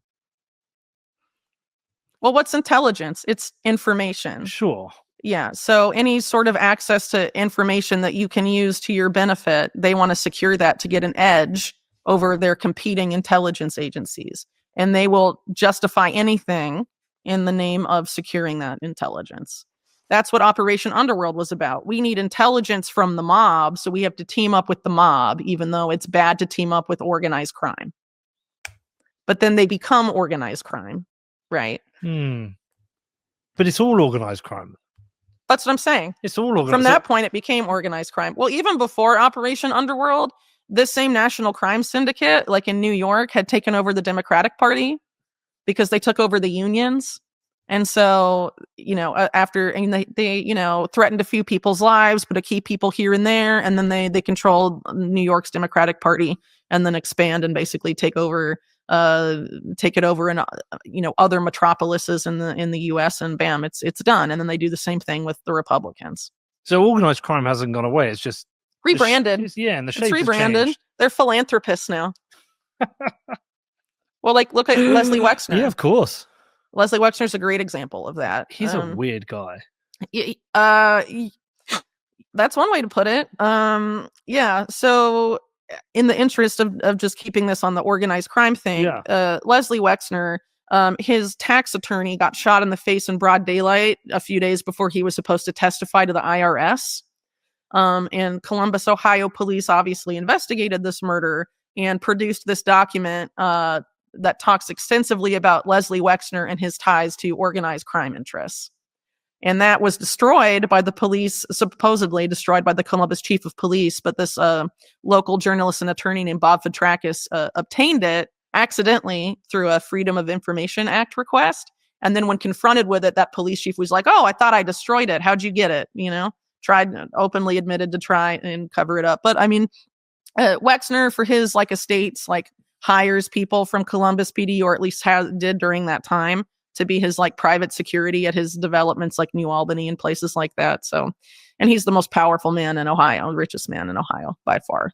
So, I mean, you want to be somebody in Ohio politics, you have to go through Wexner. I mean, even JD Vance had a fundraiser at his house. I didn't know that. Mm-hmm. Well, it was in the beginning of his career and before the team up with Peter Thiel. Mm-hmm.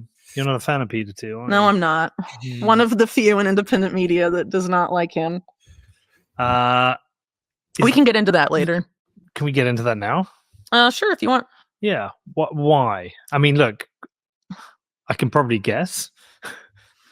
Yeah. Well, there's a lot of reasons. But I guess let's start off here. So I would argue that neoconservatives have very successfully rebranded.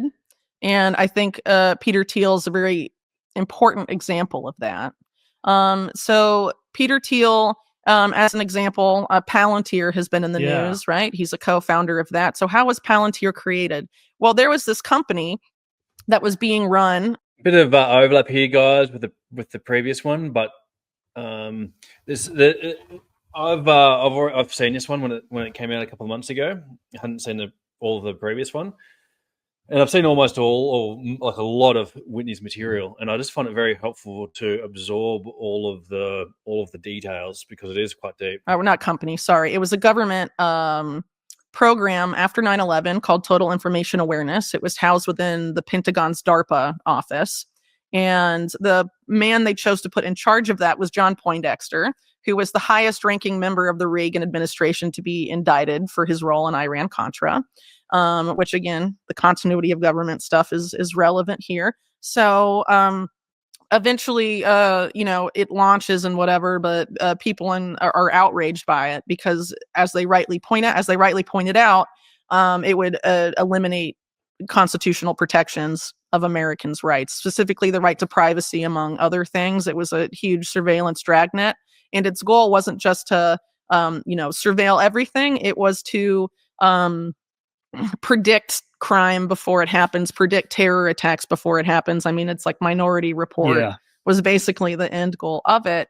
And so after all the pushback, they changed the name to Terrorist Information Awareness and try and rebrand. Oh, it's not total. We are still going to surveil innocent Americans, but we're focusing on the terrorists. They did all this stuff to try and rebrand it. But Congress defunded it. But hidden in that bill, Congress allowed aspects of it to continue. And essentially, I argue in my work on Palantir that an effort was made to privatize large aspects of TIA as Palantir. Because when Alex Karp and Peter Thiel were setting it up, they went to John Poindexter through this guy named Richard Pearl, who is a long-standing neocon actor with very extensive ties also to the state of Israel. He was caught in the 70s giving classified information to Israel's embassy and should have gone to jail and somehow did not. And had a lot of ties also to Netanyahu's first government. And Richard Pearl is the guy that connected Thiel Karp to Poindexter, and they basically wanted to talk to Poindexter because they wanted to recreate Total Information Awareness and saw him as the godfather of modern mass surveillance. And in doing so, they basically, Peter Thiel teams up with In-Q-Tel, the CIA's venture capital firm. Alex Karp has said on record that the intended clients of Palantir from the beginning was the CIA. And skip a bit of this. Let's listen to that. Because they can hold it over his head the whole time. Do you think there are a lot of Epsteins operated? Well, yeah, my whole book is about how Epstein was not an anomaly. You know, I mentioned the example of Adnan Khashoggi, but I mentioned Robert Keith Gray, who Robert Maxwell hired when he came, to the U.S. And made his big entry into New York City. He was also involved in sex blackmail stuff. There was a page boy scandal he was related to in the 1980s, where I forget the guy's name. I think Larry Craig was the name of the main congressman or senator involved. And Craig denied all the charges, but then got caught in the early 2000s for soliciting, sex in a bathroom in an airport or something like that. But there's been a ton of these scandals over the years. And then you have figures like Roy Cohn, who I mentioned earlier, involved in sex blackmail activities as well. There's a lot of these figures. Sex blackmail seems to become very useful. Well, it is, because, this is one of those things that's a holdover from the mob that later gets absorbed by intelligence agencies because they see its utility. So if we see someone rich, famous, knowing successful, knowing information, the sexual blackmail information, the CIA, that's the intelligence to them. We want to gather intelligence on these people and then use it to our benefit for national security interests. Which is all economic. Well, more often largely, than not, yeah. But it's it's obviously other things too. Just I think it depends on the circumstance, really. It's so hard to get your head around it, Whitney. Well, I've thought about. I understand that my books are like a lot of information, but the thing is, we're never going to get an affidavit from the CIA being like, yes, we did bad things. Like, we've known they've done bad things in various decades. It's been very documented, and they won't admit to bad. So why do you think Epstein became almost like the central figure for all of this corrupt global elite meta cartel? Well, he's just a microcosm of it, really. But I think is it his own he became too exposed, I think, especially after his first arrest. And as he described it, he became radioactive, but he had, before been able to move through all these different circles, with impunity, and was a well-respected guy in these elite circles, right? He was useful to a lot of people, mainly for money things, but also for, other more illegal things from, what we know about the case as it's developed. So I think since then, I don't know, he tried to rebrand as like a tech entrepreneur and all this stuff, but he was allegedly still cultivating important relationships. He was reportedly advising Tesla on how to take Tesla private. He claimed to be advising Treasury on the Department of Treasury on cryptocurrency and anti-hacking efforts. All sorts of, he was still doing a lot of stuff between those arrests. It's just, the public association was, no longer beneficial for a lot of powerful people. But he was considered financially illiterate. By who? Well, I think Eric Weinstein came out and said he's a moron. Eric Weinstein sucks. Yeah. Mm-hmm. That's interesting. Doesn't he work for Thiel Capital? Well, Eric, I'm not super familiar with Eric Weinstein's Epstein story, but as I understand it, he talks a lot more about his impressions of Epstein at the meeting as opposed to why he was going there. And I believe he ran a hedge fund at the time. So why would you be going to Epstein as a hedge fund guy? I don't know. Well, it seems like everybody met with Epstein at one time. Yeah, for financial stuff. But I do not believe that he was financially illiterate. He was very successful. He would not have been tapped in the 80s by people like Adnan Khashoggi and Douglas Leese if he was not savvy. He helped orchestrate one of the largest Ponzi schemes in U.S. history, Towers Financial, but his name got dropped from the case like 3 months in. So, I mean, how do you do that by being financially illiterate? Well, didn't Why would Leslie Wexner give you power of attorney over all of his affairs? well, that is also very weird, though. But would he do that for someone who's financially illiterate? But Because what- Epstein had several years between 1987 or 1985, depending on who you believe, when the introduction was made. But why give it to him anyway? Well, obviously, Wexner liked Epstein very much. I think there's no questions there. So there's this murder of Wexner's tax attorney. Yeah. And then not long after that, Epstein comes into. Right, I think he's actually making a good point here. I don't think this is answered perfectly. The point being that, yes, okay, well, if we're arguing that Jeffrey Epstein was indeed very skilled in finance, which many have argued, which is not what Eric Weinstein's saying, then you would argue, okay, that would be a reason to, have someone's, manage some of your money or something like that, right? But then the larger question is, even if he was good at finance, then why would you even do it to begin with? And obviously there's other reasons for that. So then that doesn't really answer the question, because he could have been terrible at finance, because there's still no reason to hand it over to him even if he was good at it. Wexner's world and untangles his tangled finances, whatever that means. And Epstein during that time, before then, between 1981 and 1985, described himself as a financial bounty hunter. He was hired to find money that had been stolen, and he hid away stolen money for powerful people. He played both sides. And someone who can effectively do that, he was hired by very fancy, aristocratic people for those purposes, admittedly. Like a very aristocratic Spanish family being one of them. They would not just hire some financially illiterate idiot to do that kind of stuff for them. And Adnan Khashoggi was one of his clients too. He's not going to hire a financially illiterate guy to do that. I think that is, it's bull, and it's part of this narrative that's been woven about Epstein, about how he was just charismatic and him being good at anything else was just a facade. So it's a distraction. Well, yeah, because by that narrative inherently means don't look any deeper into what Epstein was doing, in his early history, for example. Well, let's talk about that. Sure. Is this the arms trafficking? Yeah, among other things. So, okay, can we go back further, just for people who don't understand? Yes, how did he David become Morgan. a thing? Because wasn't he? No one really knows, but it all seems to have started University. with this backpacking trip to Europe in 1971. And this was when he was a college dropout. I think he went to Cooper Union, I think, for a few years, didn't finish. And then was started at NYU in 1971 through 74, but didn't get a degree, something like that. And somewhere in 1971, he went backpacking to Europe, and he was in the UK. And so in the UK, he became close friends with this famous cellist, Jacqueline Dupree.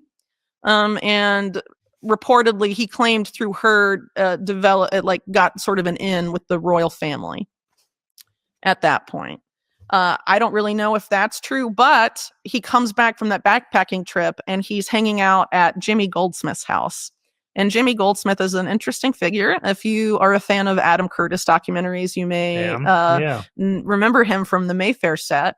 He is a currency speculator, or was. He was very close to Robert Maxwell, among other figures. He was a member of this very interesting nexus in Mayfair called the Claremont Club, which is sort of this elite gambling club that a lot of interesting figures were tied to, including figures with intelligence links, organized crime links, and sex blackmail links. So, for example, if you're familiar with the Profumo affair in UK politics, the nexus responsible for that, which brought down the government of Harold Macmillan, has its nexus at the Claremont Club. And Jimmy Goldsmith was a member of that, along with people that were also very close to Robert Maxwell, like Roland, or Tiny Roland, as he's remembered. And another well-known member is David Sterling, who basically started a lot of this movement, the private mercenary phenomena in Britain, among other things. So definitely a network of powerful people, and a lot of his early Epstein's early high society New York contacts. His earliest ones, a lot of them met him at Jimmy Goldsmith's mansion in New York. How were they connected? So originally he's networking. Yeah, but he's a college friends. dropout. Something happens when he goes to Britain. We don't really know, but he gets connected with this crowd. Do you have a suspicion? It may have been through his daughter, Isabel Goldsmith. She's in the Black Book.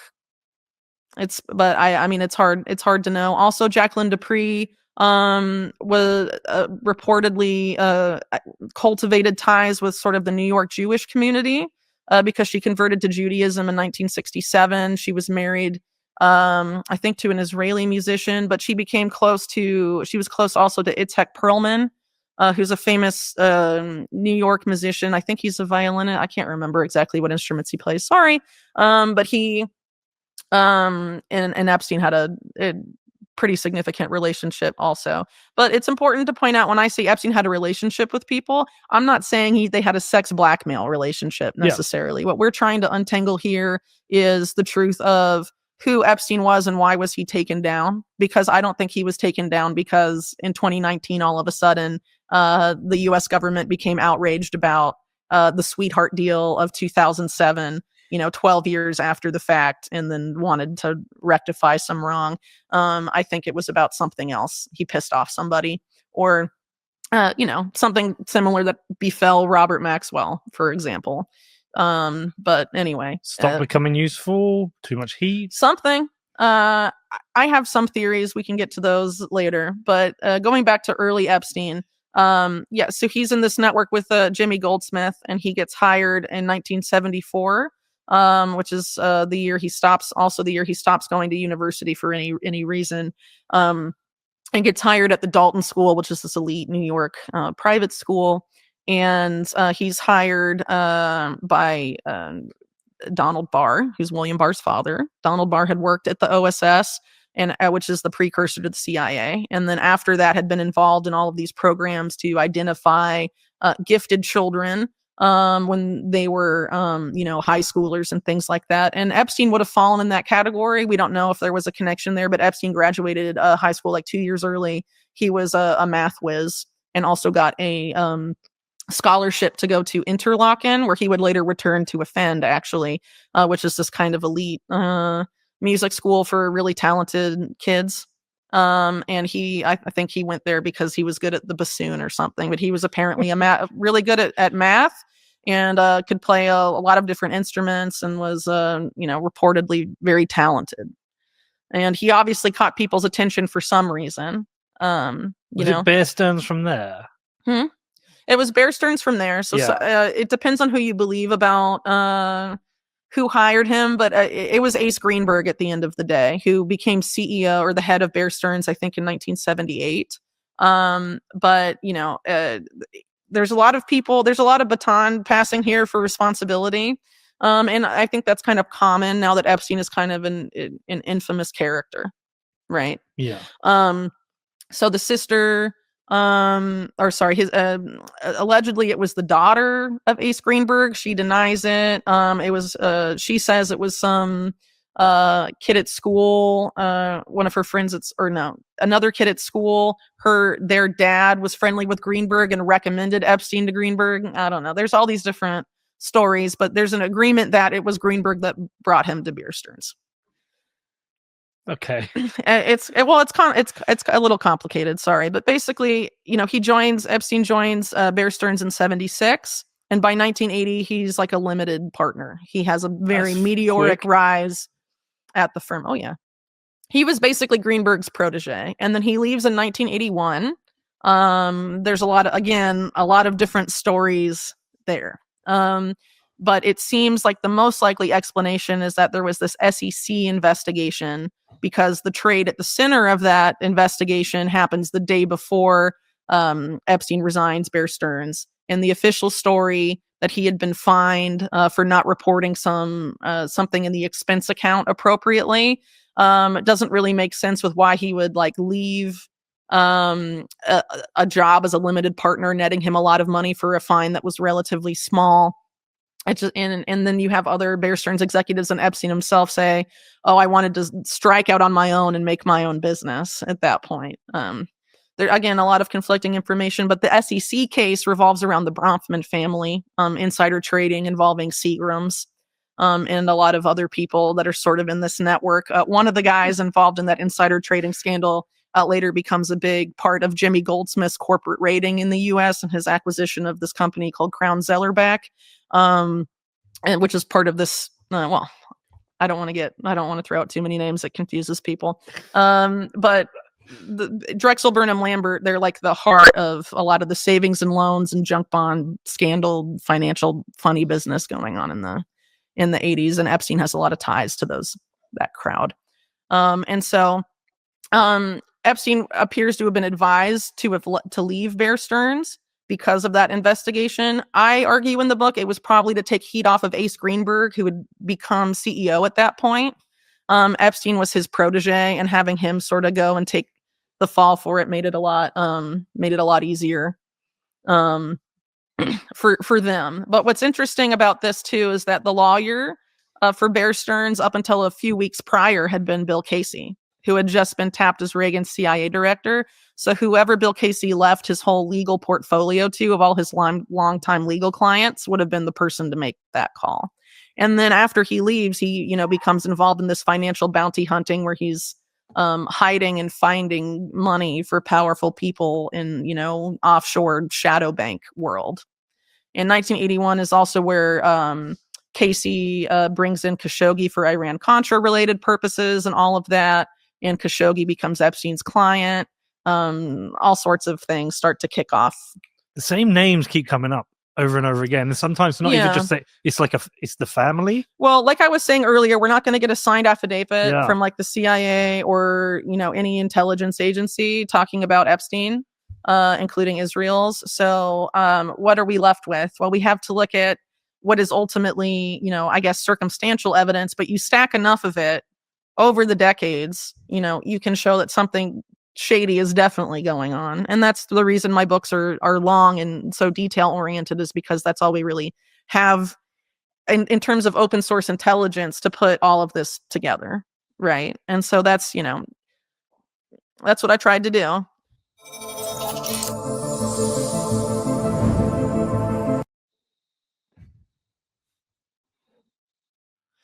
So it's allegedly somewhere in the span of 1983 and 1985. So it's not long after. Not long after, no. But remember, his mentors in the shady world of arms trafficking and all of that are Douglas Leese and Adnan Khashoggi, and they team up around this time. And Khashoggi in particular has relationships with Israeli intelligence, but it was actually a person who was known to have been working with Robert Maxwell and Israeli intelligence stuff, Ari Ben Menashe, that said that Epstein was brought before him by Maxwell, and Maxwell wanted him included in the stuff that they were doing for Israel, that stuff being, arms transfers. The other guy in the group was Nick Davies, who was the foreign editor for one of the publications that Maxwell owned at the time. What year did Maxwell die? Was it 87? 91. Was it 91? Mm-hmm. Okay. Because he feels like a successor to Maxwell. In a lot of ways, yeah. So Maxwell was, I think he's misunderstood because a lot of him think of him as just a fraud and a grifter. And obviously he was those things. He did engage in a lot of illegal financial stuff. And the reason it wasn't exposed sooner is because he was very adept at keeping things afloat when they were insolvent.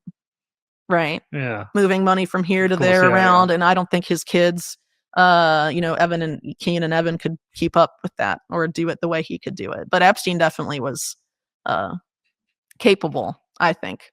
But Robert Maxwell was one of a series of deaths in 1991 that are tied to these intermixed scandals with Iran-Contra, one being Promise, in which Maxwell was also involved, and the other one being BCCI that we've brought up a few times. Yeah, I'm not sure where you want to go from here. Well, so I kind of want to understand what Epstein was doing in that period then in the late 80s, early 90s, because obviously most of us aren't aware of him until... There's a lot of overstacking things. He's involved in a lot of pies. So his earliest stuff with arms trafficking was with Lease and apparently Khashoggi. And Lease had gone into this joint venture with Chinese weapons manufacturers, mainly the company Norinco. And they were sending a lot of weapons to Iran. So it was a parallel arms trafficking operation to Iran that was separate but related to Iran-Contra.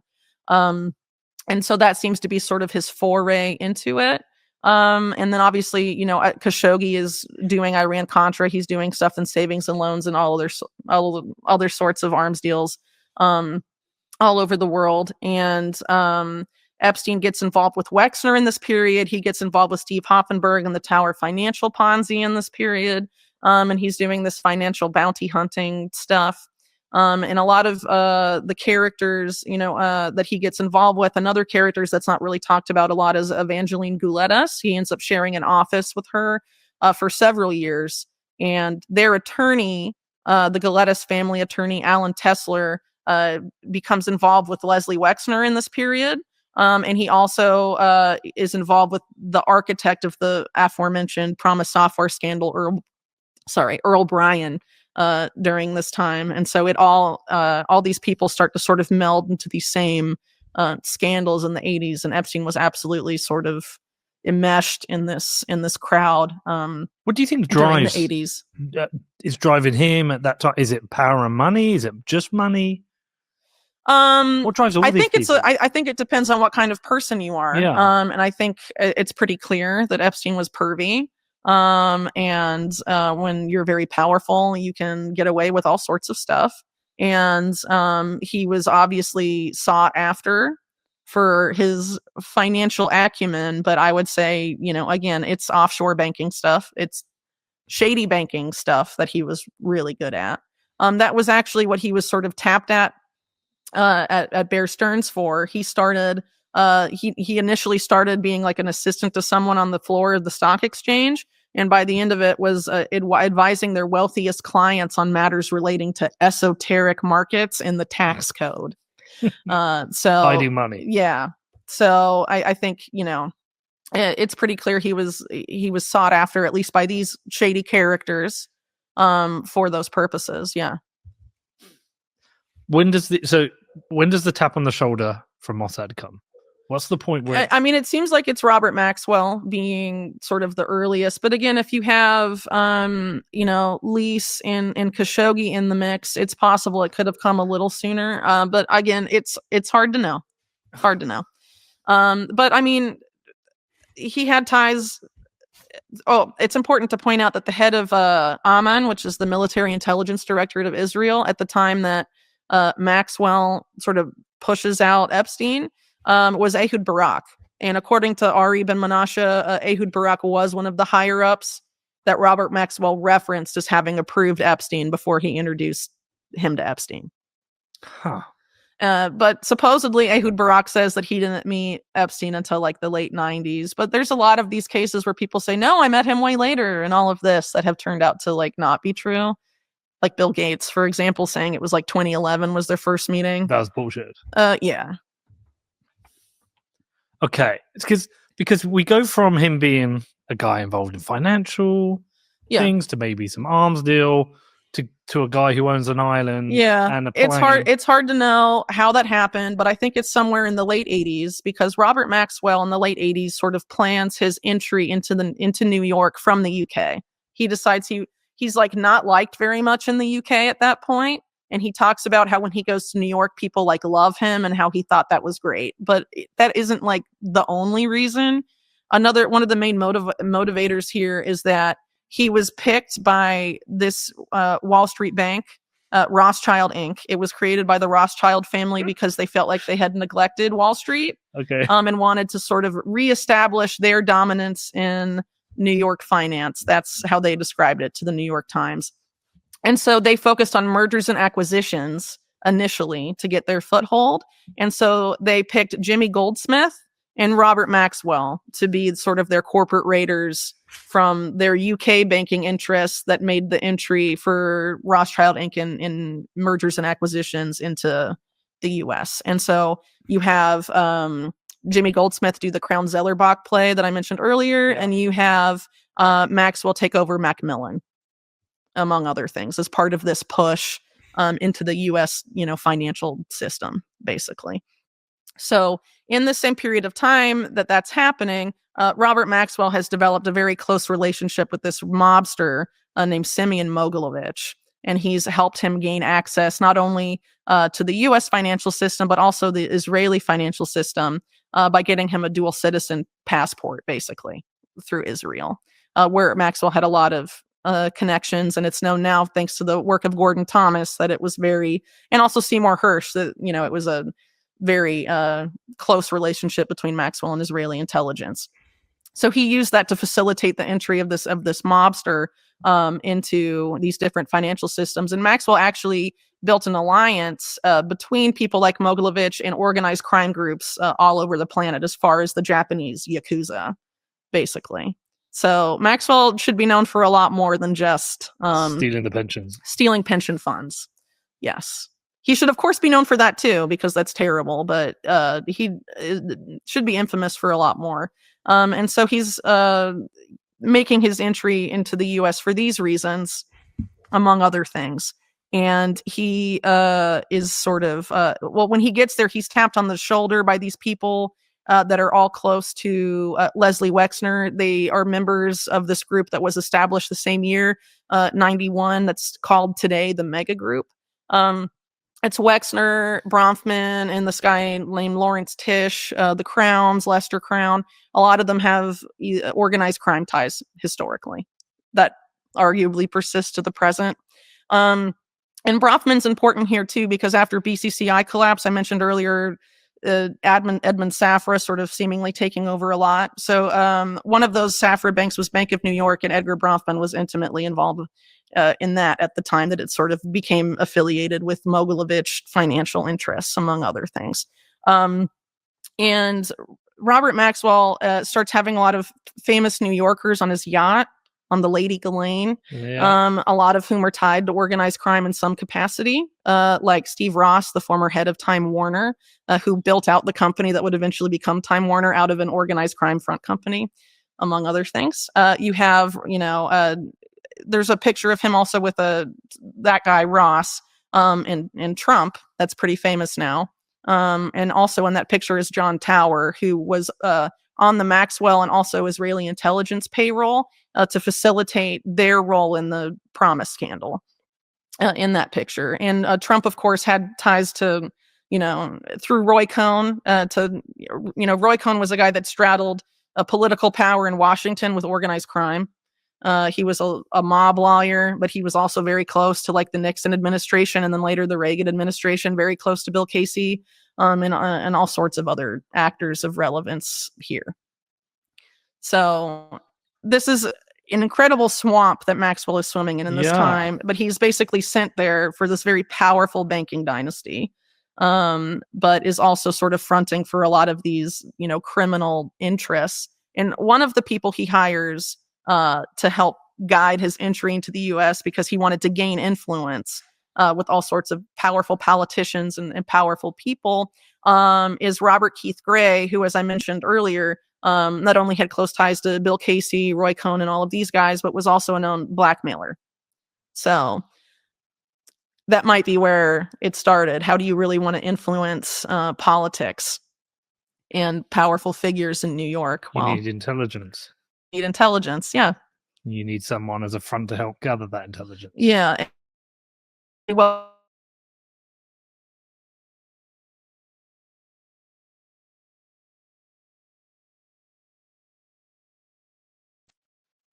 how does that work? What do we know? Like, you become an agent, you become you're compromised there's yourself? Agents, there's assets, there's all sorts of things you can do for the agency that taps you on the shoulder, as it were. But are you tapped on the shoulder with incentives or with threats, or can it be both? I'm sure it can be both. And at that time, Epstein was probably incentives? Well, I think he was already enmeshed in the Maxwell world. And Maxwell, again, is one of these figures that straddles organized crime and He's one of powerful us. business We can and trust him. powerful banking, and had already been working for Israeli intelligence for some time. And so he maybe introduced Epstein, said, he's one of us, we can trust him. Well, that's what he did. That's what, Yeah. In the mid-'80s, that was already a done deal. But Epstein was also involved with the U.S. intelligence, absolutely. But again, the Iran-Contra nexus, which is basically kind of what this is a melding of U.S. and Israeli intelligence, and also figures that are assets for either both agencies or more, I mean, like Robert Maxwell wasn't just involved with Israeli intelligence. He had involvement with British intelligence, Russian intelligence. I mean, he was kind of, he had his hand in a lot of pies, we'll put it that way. And Epstein absolutely was a person with their hand in a lot of pies, especially in the 1980s. Is the Israeli intelligence and the US intelligence pretty much one of the same? Is it a very good? Yeah, so I'll give you an example. James Jesus Angleton was one of the first CIA counterintelligence chiefs. There's a huge statue to him in Tel Aviv, thanking him for all he did. And there's been documents that have come forth since, basically showing that he was elevating Israeli interests over American interests, which has happened time and again in U.S. politics. Of course. That's what the neocons are known for, right? And you have someone like Bill Casey, too, who was very close to figures intimately enmeshed with Israeli intelligence, like Bruce Rappaport, for example, one of his best friends. And just, you have all these people having rather insidious business relationships, even why, Casey's CIA director. And then you have this, what I mentioned earlier about sort of organized crime being an element here, because organized crime is transnational, right?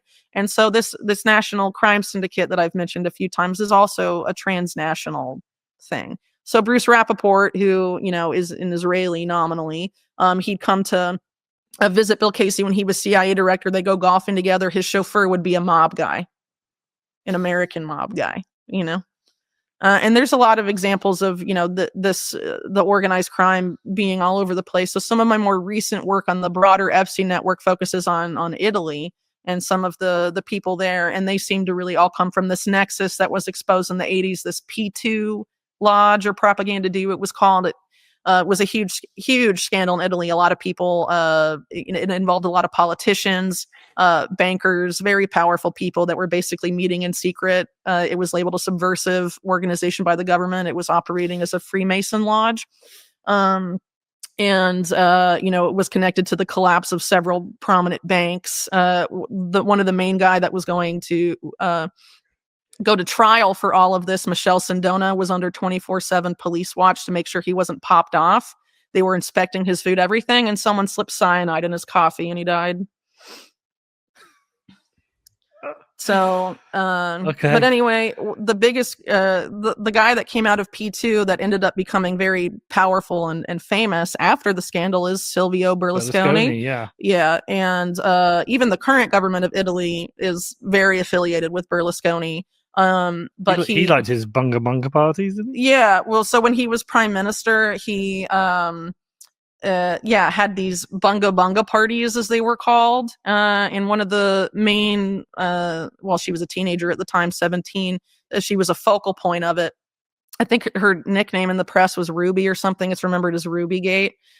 She got caught stealing something while all of this was going on, like a theft from a mall or something like that. And then when she was being held, Berlusconi, who's prime minister at the time, calls and lies and said it was the prime minister of Egypt's daughter and to let her go, or it would create a diplomatic crisis. It wasn't true. Isn't it wild? And that's how it all starts to kind of unravel for him. Yeah, but he has historic ties. To mafiosos and all sorts of really shady stuff. And I mean, he's a real character, to say the least. But it's wild that he is a prime minister of Italy. Yeah. Would be involved in such shady... No one remembers that. Yeah. Yeah. So, but it's the idea that you're the prime minister. You're exposing yourself to one of the hugest scandals that you could go through as a prime minister, but you do it because you must feel like you can operate with impunity. Well, yeah, absolutely. Because by that point, I mean, he'd been in politics for ages. He controlled Italian media. He was the father of Italian broadcasting. I mean, he's an extremely powerful dude. He did get away. I mean, he basically got away with that too. Yeah, but he's You know? really operated like a mob boss. Yeah, I would argue that. Well, P2, which Berlusconi was a member of, and it was on paper instrumental to his rise to become a super billionaire and later politician. It was part of this nexus I referenced earlier as it relates to Operation Gladio. The Italian side of the National Crime Syndicate comes to Italy, Charles Luciano, and helps set up that operation and this nexus that involved American intelligence, the mafia, the Vatican, and a powerful Italian businessmen and politicians and diplomats.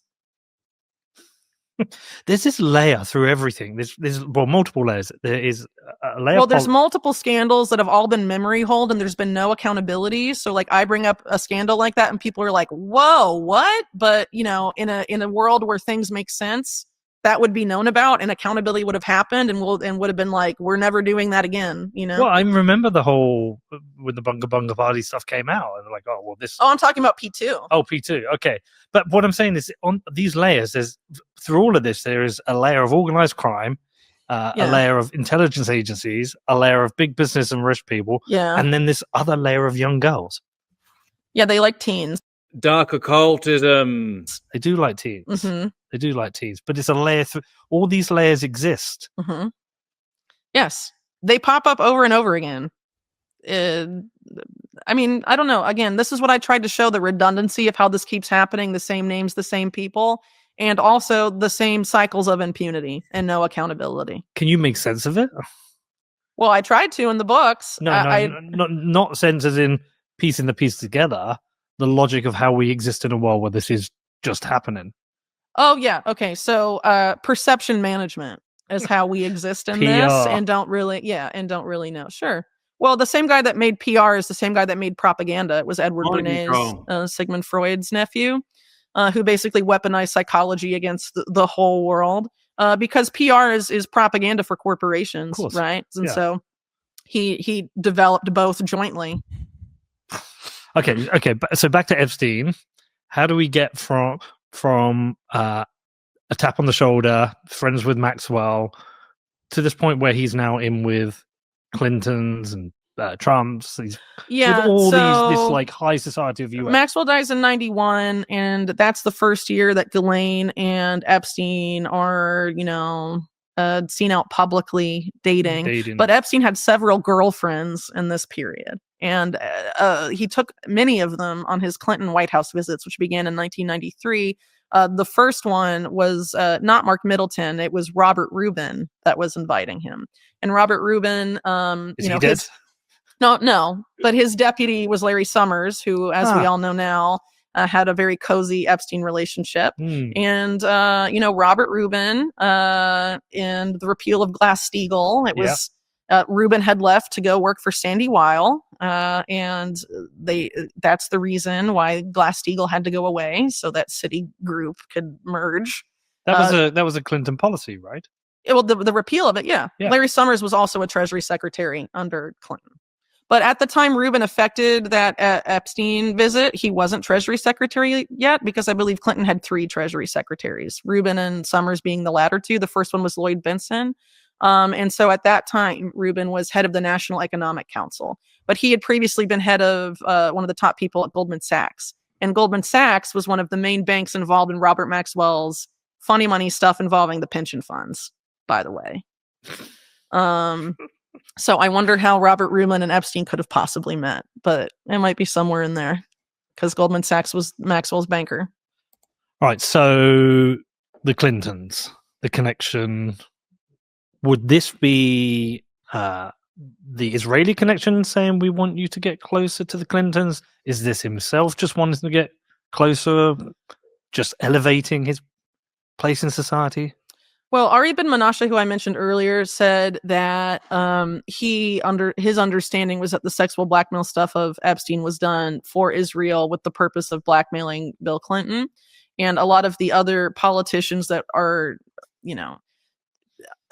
accused by Epstein, prominent Epstein accusers, or otherwise named in documents, things like that, or people like Bill Richardson or George Mitchell. They're both Democrats.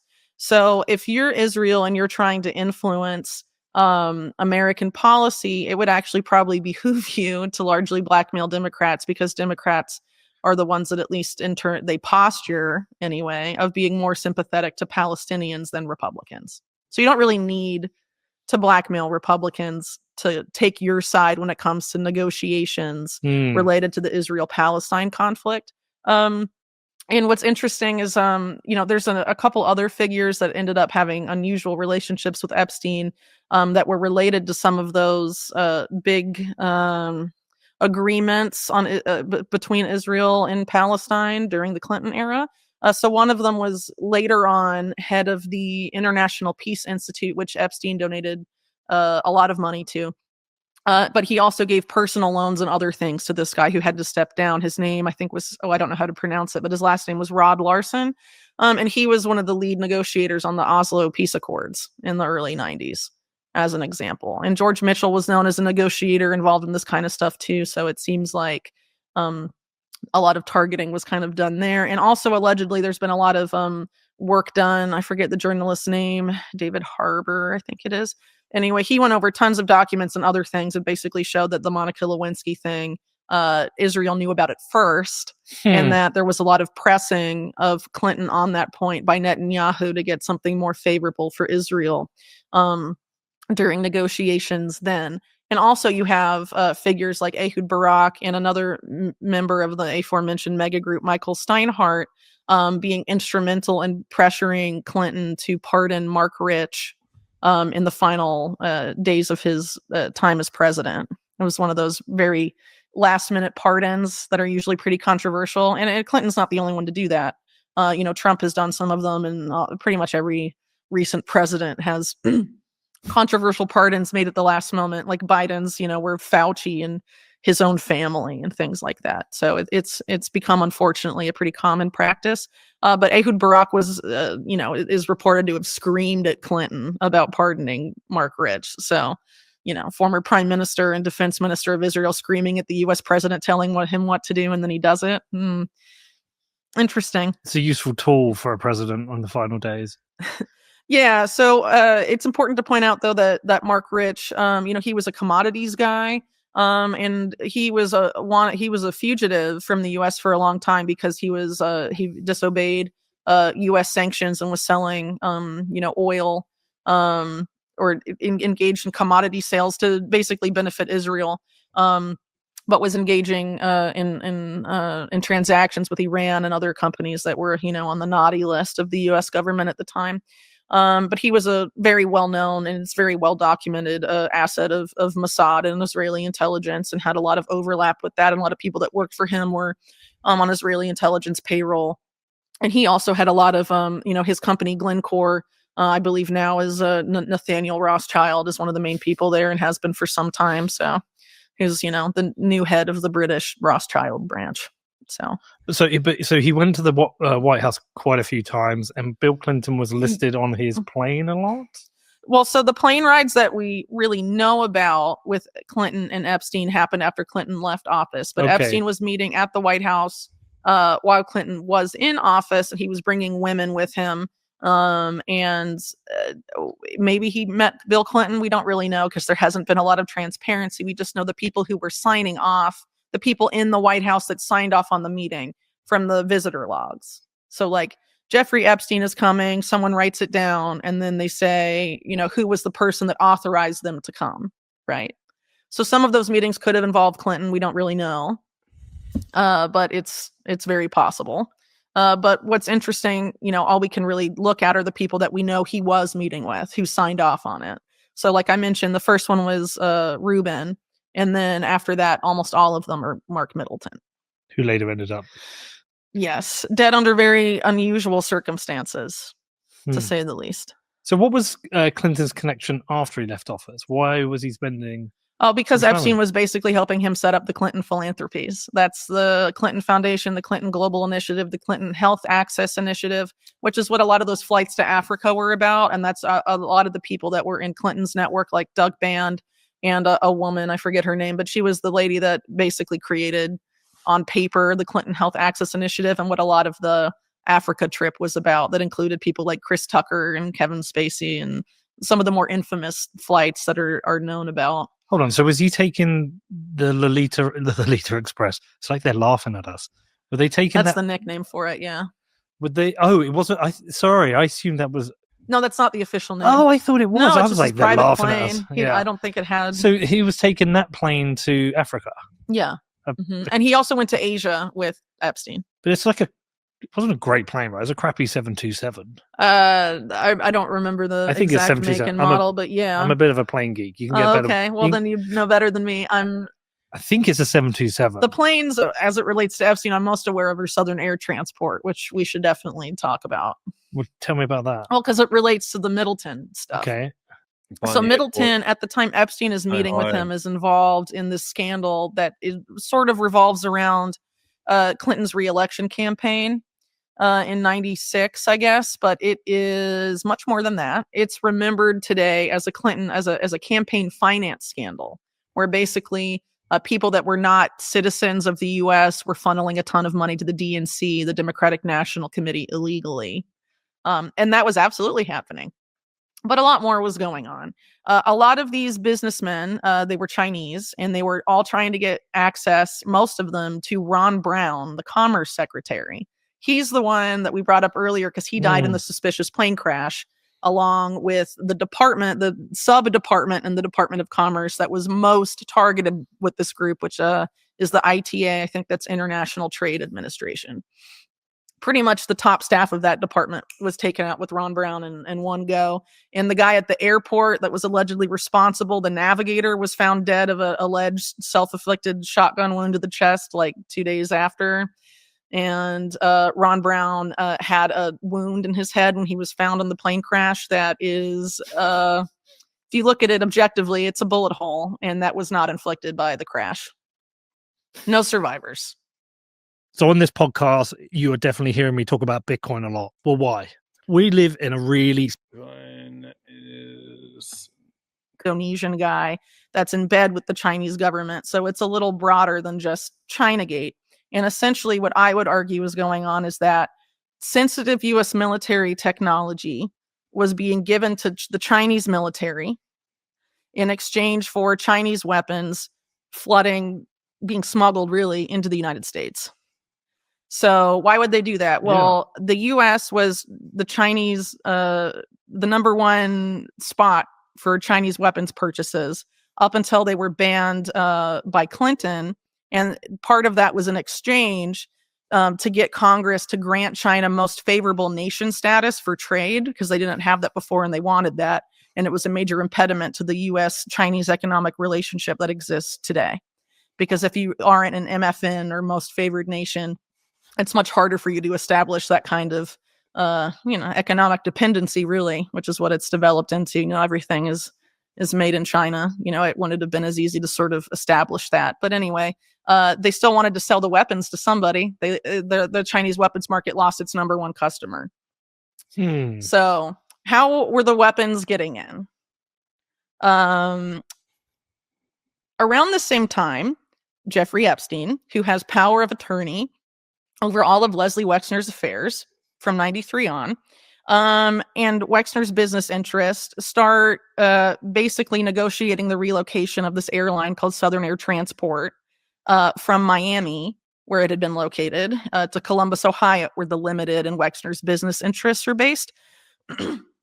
And prior to this, the Southern Air Transport was known for being a CIA-owned airline that later became a CIA de facto owned airline that was the main airline in Iran-Contra that was moving weapons and drugs between the U.S. and Latin America, with a major node in their trajectory scandal being Mena, Arkansas, at the time Bill Clinton was governor. And there's a lot of, talking about the Clinton kill list, as it's called. A lot of those earlier names on that are related to Mena specifically. But anyway, it relocated to Columbus. Instead of going from North America to South America or Central America, it starts going to Hong Kong. And people in Ohio's government at the time basically start calling it organized crime linked. One, I think the Ohio Inspector General reportedly called it the Mayor Lansky run. People there knew that there was some shady crime stuff going on. And as I mentioned earlier, there's this document of Columbus PD linking Wexner to organized crime before this happens. So the main Chinese companies, arms companies involved, we have one called Poly Technologies that's tied directly to the Chinese military, and then Norinco, who I mentioned earlier because they had been in this joint venture with Douglas Lease from 1983 on, which is when their profits start to skyrocket. They start selling, becoming the main weapons supplier to Iran and all sorts of governments around the world. Mostly the third world, but like I mentioned earlier, they had become a major supplier to the U.S. until this move was made in the early Clinton administration. And this is really, I would argue, part of a much larger scandal here, or appears to be, because if you're familiar with Gary Webb and the Dark Alliance about crack cocaine exploding. I watched this movie after watching this interview last time. And all of that involving CIA and the Iran-Contra network. If you look, so the CIA director at the time came to one of those communities to talk and basically be like, nothing to see here. And there's a lady that stands up and is like, enough about the drugs. Where are all the guns coming from? Because guns were being flooded into the Pacific. And these same networks were caught by the FBI trafficking weapons into California during the same period of time. They busted it. It's called Operation Dragonfire, but the higher ups were tipped off ahead of time and escaped. And so only like really low-lying people in the hierarchy of that operation ended up going to prison for it. And it's never been properly investigated at all. And a lot of really strange stuff is going on, sort of, if you look at that as a broader scandal. So you have weapons flooding these areas, you have drugs flooding these areas, and allegedly, you have hip-hop gangster rap being orchestrated by record companies for the benefit of private prisons. And why is that significant? Well, the Promise Software scandal I mentioned earlier is very complex again, but one of the main players in that is Wackenhut. And another one of the main players in that is MCA, the Music Corporation of America, which later, basically, its subsequent iterations come to dominate hip-hop in that period. And Wackenhut, which is now Geo Group, is was then and still is now one of the main private prison companies in the U.S. And then Clinton passes the crime bill that, in 1994, that basically makes all of these things offenses and makes it much easier floods the prisons to fill the prisons. And what are some of the companies that end up using prison labor around this time? Well, Leslie Wexner's Victoria's Secret is one. Are they really? And yep. Well, not anymore because it got found out, but in this period of time it was. Where they paid like 17 cents an hour. It's free slave labor. Free slave labor, yeah. Yeah, and then another company that I believe still uses it is General Dynamics, which is Lester Crown's company. Lester Crown being one of the mega group guys.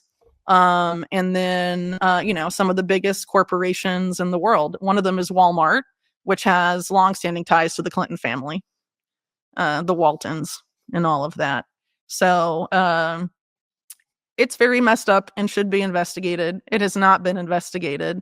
I mean, Gary Webb has essentially been vindicated since then, but he was smeared and attacked and ended up dying. Some people say suspiciously. His family denies that, and I'm not going to be the one to say definitively what happened. But obviously it's not like the network that engaged in all of the illegal activity in Iran-Contra, just they got caught and then all pardoned by Bill Barr and then just stopped doing what they were doing.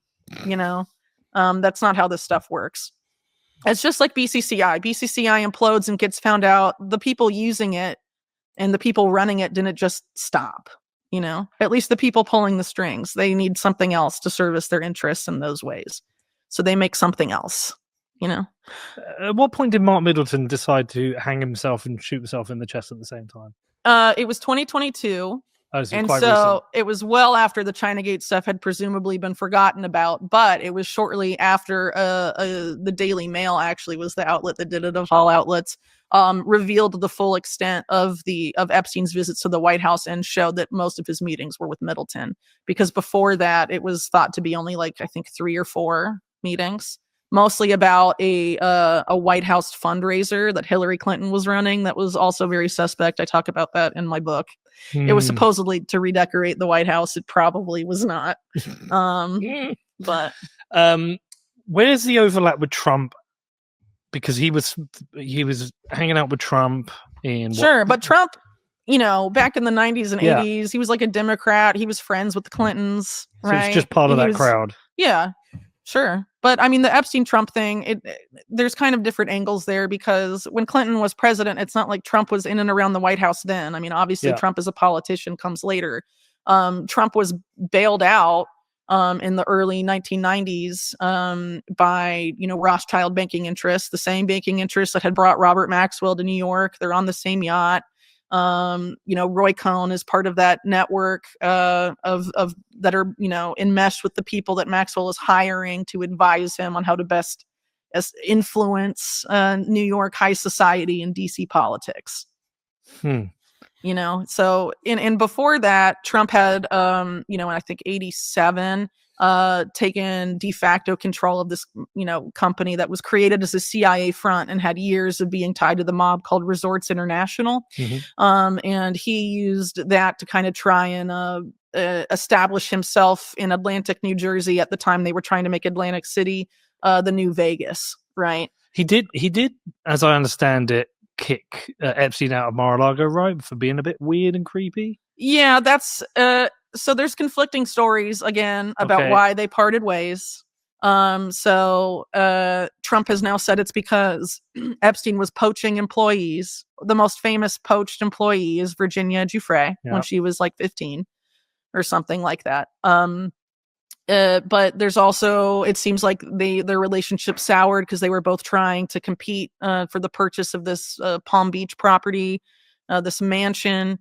And then I believe Trump won, Epstein wanted it, and there was acrimony between them, and Trump sold it to some Russian or Ukrainian billionaire guy that then bulldozed it. Kind of a whole very suspect thing there.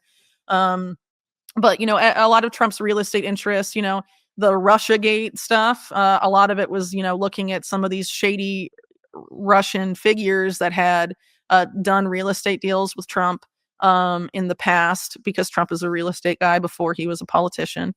But a lot of those, were used to say, oh, he's owned by Putin. And if you look at those individuals, they go back to Simeon Mogilevich. They go back to the mobster guy that was close to Maxwell. And all these other people, and banked by Safras and the Bank of New York and all of this stuff. So, it seems to be this particular crowd that, they became very enmeshed with. And again, Trump was bailed out by Wilbur Ross and N.M. Rothschild when his Atlantic City stuff and, all of those efforts went haywire for him. And to paraphrase one of the bankers on that deal, they didn't rescue Trump because it made economic sense. They rescued him because his brand was valuable. And it obviously has been very valuable. But I think, if you want to talk about the Epstein-Trump relationship, a lot of people are like, oh, well, did Epstein have dirt on Trump? I mean, maybe. Yeah. But ultimately, it doesn't really matter because, the same people are kind of behind both of them. You know what I'm saying? The power structure that has enabled Trump from that point on is very, very similar to the Epstein Maxwell network. There's an extreme amount of overlap there. So when did all the weird stuff started with the young girls being shipped around start? Because I feel like most of us understanding of the Epstein story starts really from the philanthropy, where he was trying to support Bill Gates' philanthropy. He was most people are familiar with the early 2000s on. We all know the backstory since, but it's kind of like we start to hear about him having meetings on the island. But there's accusers from the 90s. Sure. I think the earliest is like 91 or 92. maybe I don't know. I mean, I'm not an expert on every accuser of Epstein ever. I focus more on who was Epstein and what was he really up to besides sex trafficking, in addition to trying to delineate who were, what was the power structure that enabled Epstein to operate with impunity with respect to the sex trafficking as well. That's more my interest and focus. Because like the Bill Gates divorce feels very fishy. Well, yeah, I mean, Melinda was like, what the fuck is this shit? To say that some of it was related to Epstein, but I mean, it's hard to know if that was really why, or that was just a convenient excuse to cut the cord, Well, it's not like billionaires are the most truthful people on the planet, Okay, so let's go therefore to his sweetheart deal. His first, if he's being protective, if he's a asset of intelligence agencies, why does he face an initial prosecution? Well, obviously the sentence he got, I think in total was like 18 months, and it was like minimum security. He was allowed to leave the prison during the day to work. Yeah, he had like a private office. Yeah, but I think the most important part of it, in terms of what we're talking about, is that it was supposed to grant immunity to a lot of co-conspirators. Right. Which was supposed to include Ghislaine Maxwell. And actually there may be a Supreme Court case heard about this, because Maxwell's attorney is, and Maxwell herself obviously is arguing that because of that agreement, which was, with the government, or at least the government of Florida, but I think it's the federal government, they should honor that and shouldn't have prosecuted her for the case that she was convicted for more recently. Yeah. Yes. And I don't know. We'll see what happens there. It's complicated stuff. But a lot of the stuff Ghislaine is in prison for right now, I believe, is stuff that's alleged to have occurred earlier than the period most people think of. It's related to the 90s, as I understand it. So she was trafficking young girls around the whole time? I think it seems like it began, the operation seems to have begun in the early 90s, around the time Maxwell died and Epstein and Ghislaine are publicly seen together. This all became a story in the UK, obviously, because of Prince Andrew. That's where our interest comes in. Oh, and what's crazy about that relationship is that there were so many articles from and Whitney Webb refers to Epstein as being like middle management as well. Obviously not the kingpin. Like 2000, 2001, and 2002 about that basically say things like Ghislaine appears to be blackmailing Andrew for Epstein. Back then, it's nuts, and talks about Prince Andrew bringing his own massage table to be massaged by like Epstein's entourage and stuff, and that Ghislaine is charismatic and can wrap men around her little finger, and all sorts of. I mean, some of the quotes are just bonkers. Did you ever see his interview with the BBC? Just clips from it, where he claims like he's unable to sweat. Unable to sweat, yeah, because of trauma from the Falklands. I would watch the whole thing. It's one of the wildest interviews you'll ever see. I mean, fuck knows why he chose to do it, because he's a terrible liar. Yeah, he probably thought it would work. I mean, it totally backfired. I'm sure powerful people like him are surrounded by yes men. Yeah. So that probably didn't help. Yeah, I mean, he's kind of been ostracized by the royal family now in some ways. Yeah. But he got away with it. Yeah. And the weirdest part of him was after. I mean, but I mean, wasn't Prince Charles or King Charles at one point very close to Jimmy Savile and some of these other figures, Lord Mountbatten? Yeah, I don't know the detail. I don't know, but I always thought it was wild that Prince Andrew, as a royal and essentially an heir to the throne of some sort, would go and visit Epstein and go for a walk in Central Park with him. After a prosecution. Some people say that Epstein and Andrew met as early as 91. Wow. That's alleged by Steve Hoffenberg, his former business partner, who did the Ponzi scheme with him at Tower Financial. And you can take that with a grain of salt if you want. I mean, obviously, Andrew himself says it occurred much later. I think he says 99. Everyone has their own window, right? Yeah. Everyone, I mean, again, there's so many issues of conflicting stories about who met who.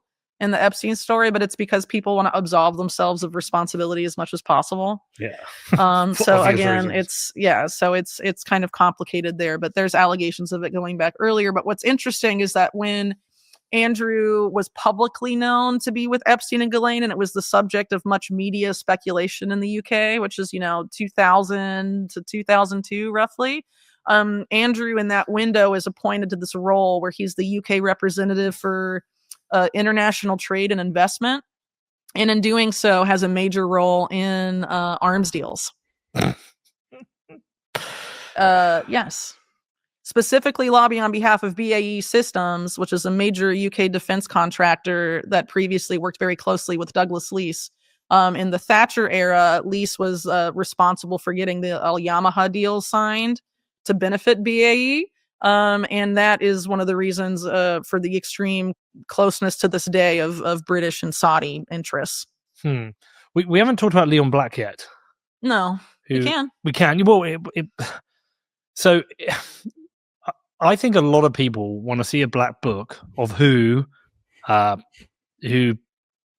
pedophiles are, who the people who are sleeping with children or sleeping with teenagers. Really quick, the black book is already exists, but one thing we haven't brought up is how the person who stole it from Epstein's house was his former butler named Alfredo Rodriguez. And Alfredo Rodriguez offered it. He was trying to get money for it, but he circled names in it, trying to give it to the victim's lawyers, saying this is the holy grail of who was responsible or who were major accessories to Epstein's sex trafficking crimes. Right. And so Ghislaine is circled, Leslie Wexner's circled, Jean-Luc Brunel is circled, but so is Donald Trump. So is this guy named Flavio Briatore, who is known. I did an article about him recently. He introduced Naomi Campbell to Epstein. For example, but he's very close to Berlusconi, who we talked about earlier. But is this why Musk came out and said the reason Trump's not releasing the files is because he's in them? I mean, it possibly could be related because that's what the butler was saying. But no one can ask him why he circled the name because he's dead. He died in 2014. Suspicious? I mean, he allegedly took the book saying that he needed insurance because Epstein wanted him to disappear. So he seemed to view it that way. But then the victim lawyer that he was offering it to, Brad Edwards, tipped off the FBI, and the FBI set up a sting operation and then sent him to prison for obstructing justice. And he got the same sentence Epstein got, 18 months, I believe. How did he die? I think his wife said that it was some type of fast-acting cancer. Okay.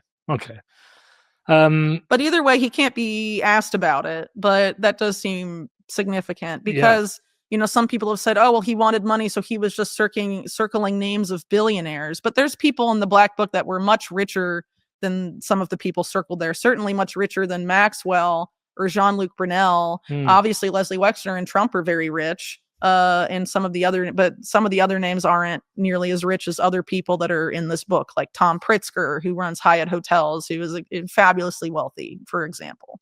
There's definitely, if you just wanted to pick billionaires to shake down, you would have just picked the highest net worth individuals, right? And that's not what is the case here. And also a lot of the names that are circled, it's panned out that they were co-conspirators, right? Like Wexner, Maxwell, Brunel, for example, they're the most well-known associated names with the case besides Epstein himself. All right. So Leon Black gave Epstein, was it 158 million? Yeah, a lot of money. I'm not an expert on exact. I mean, I haven't written extensively about those dealings beyond what's been reported in the press, but I can talk about Leon Black going farther back because it's kind of interesting. He started off as a major guy at Drexel Burnham Lambert, which is this banking nexus that was important to the SNL crisis and also the junk bond explosion. Michael Milken was the architect of that. He was pardoned by Trump in his first term so he's no longer a felon. He's one of those guys that's rebranded as a philanthropist in recent years, actually very successfully. Haven't they all done this? Yeah, but major financial crimes went on, and the junk bonds were used to fuel a lot of these corporate raiders that ended up taking over major swaths of the American corporate landscape and really centralizing them within this group that is the subject of my book. And so Leon Black was a part of that. And what's interesting also, as an aside, is that his father, Eli Black, died rather suspiciously, falling out of a high-rise window when he was the head of United Fruit Company. That's the same fruit company that CIA did coups for. Yeah. And then it was taken over by Leslie Wexner's business mentors, Max Fisher. So going back to your yacht explanation, there's a lot of people who seem to have got off the yacht. Yeah, or they just they threaten deals, or they make mistakes and expose themselves too much. I mean, I think there's a lot of reasons. I mean, you can slip and fall off the yacht, right? Or you can deliberately decide to try and hop off. And I think, some of these things are related to that. But anyway, yeah, Leon Black obviously operates in these networks and has for a long time. Apollo Global Management is his firm that he funded with other ex-Drexel people, and what he's known for now. And his crimes with Epstein were investigated by an internal group at Apollo that exonerated him. But one of the lead authors on that is a guy named Alvin Buzzy Krongard, who used to be executive director of the CIA and is one of the main suspects in 9/11 insider trading. It's a meta cartel. Yeah, I mean, it looks that way to me. But Leon Black, it was supposedly for philanthropic purposes, right? And so this is one of those examples where Epstein is one of these types of figures that was important in the world of philanthropy from the post 2000s on, because things like the Clinton Foundation, the Gates Foundation, they were reported about by outlets like the Huffington Post as ushering in this new era of philanthropy through impact investing and things like that. And Epstein was intimately involved in setting up both of those. And Isabel Maxwell has very unusual ties to Bill Gates too, that go back to like the late 90s, early 2000s, that are very strange. So something weird was going on at Microsoft with Microsoft's top people. And then what a lot of people don't talk about either when they talk about the Gates relationship is that Epstein was also very close to the chief technical officer of Microsoft, Nathan Myhrvold, and actually went on a Microsoft business trip to Russia in the late 90s that Myhrvold was present for. That, apparently they can't explain, but I would argue that's one of those trans-ideological corporations things, because that Sam Pisar guy I mentioned earlier, the Maxwell confidant that talked about all this to Congress and was like, it's actually not a bad thing. He was a lawyer for Apple, and Steve Jobs referring to him was like, I don't know if he worked for the CIA or the KGB, but really he probably worked for both. But he was Pisar and other people were about getting Silicon Valley established in some of these other countries, and furthering this the trans ideological corporation model where corporations run the world and the nation state and nation state sovereignty is irrelevant or doesn't exist. Where's Leon Black now? I believe he's still at Apollo, isn't he?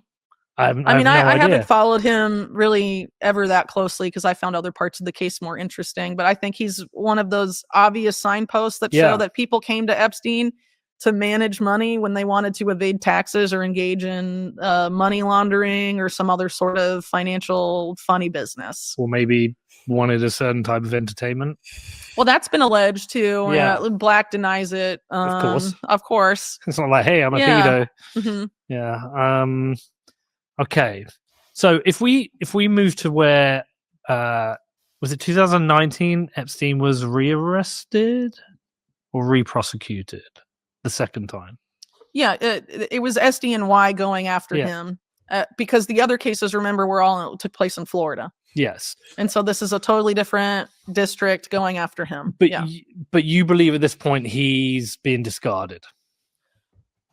So I can't say with any certainty I know why it was, but here's the thing. I don't think the U.S. government, specifically a district as known to be as corrupt as the Southern District of New York, SDNY, would be like outraged on behalf of the victims that Epstein had been let off so leniently 12 years before, and it was all because of Julie Brown at the Miami Herald. They decided to go after him. I mean, that just seems like a cover story to me. Not to imply that Julie Brown was involved in that, but I think her reporting gave them an opening to go after this guy, at least some faction, for something. Yeah, I think Epstein probably pissed off someone. I want to talk to you about one of my sponsors, Incogni. And that means we're going to talk about the weird world of spam. So John Brennan has that to his record. But I think if not him, someone in his network, but probably him, got very mad at Epstein, because I think Epstein was likely involved with the rise of the current crown prince of Saudi Arabia, Mohammed bin Salman, who had a very uncharacteristic rise to power, I believe in 2017 or so. And Epstein was very involved in Saudi Arabia, going back to his relationship with Khashoggi. There's this issue, for example, in talking about his intelligence links. He had this Austrian passport that showed Epstein's face, but a fake name. And all of this stuff. And it was frequently travel. He was using it to frequently travel back to and from Saudi Arabia and all these other places. And I think his address on it was listed as being Saudi or something like that. And obviously Khashoggi was a very important player in Saudi world, and Epstein and him had a pretty important relationship. And as it relates to John Brennan had been CIA station chief in the capital of Saudi Arabia for a long time, and the crown prince that was deposed by Mohammed bin Salman, we'll call him MBS for now, that MBS took out of power, had been the guy that Brennan had basically groomed to be the new crown prince. That was like the CIA's golden boy, you could say. So Epstein interfered. Well, I think Epstein was part of the group that put MBS into power. Pictures of them figured prominently in his townhouse. I think Epstein was an architect of MBS's Vision 2030, which was his policies for a post-oil Saudi Arabia. And Epstein appears to have been managing Saudi wealth funds, at least one sovereign wealth fund of theirs. And I say that about Vision 2030 because one of the first things MBS did as part of that was to promote Sophia the robot. He gave her citizenship to be like the first robot to be granted. Interesting, the name Sophia, right? With the connection to Earth energy. Granted citizenship. But the people that made that robot, Ben Goertzel and Hanson Robotics, heavily funded by Epstein. So I think it's very likely he was the one that connected him, and he was very interested in AI and robotics, transhumanism, and a lot of the stuff that's sort of within Vision 2030. But ultimately, his what he was doing was working against U.S. interests at that point. Well, I mean, again, this is a transnational thing, and so you have transnational factions too. But basically, I think it's pretty clear that the Obama faction is different than the Trump faction, right? And so you're having someone like John Brennan getting pissed off at whoever took out his favored leader of Saudi Arabia and put in MBS, because MBS was too young to be crown prince. It's about seniority in Saudi Arabia. It doesn't go father-son like that, because, I mean, when you're king of Saudi Arabia, you have like an insane number of kids.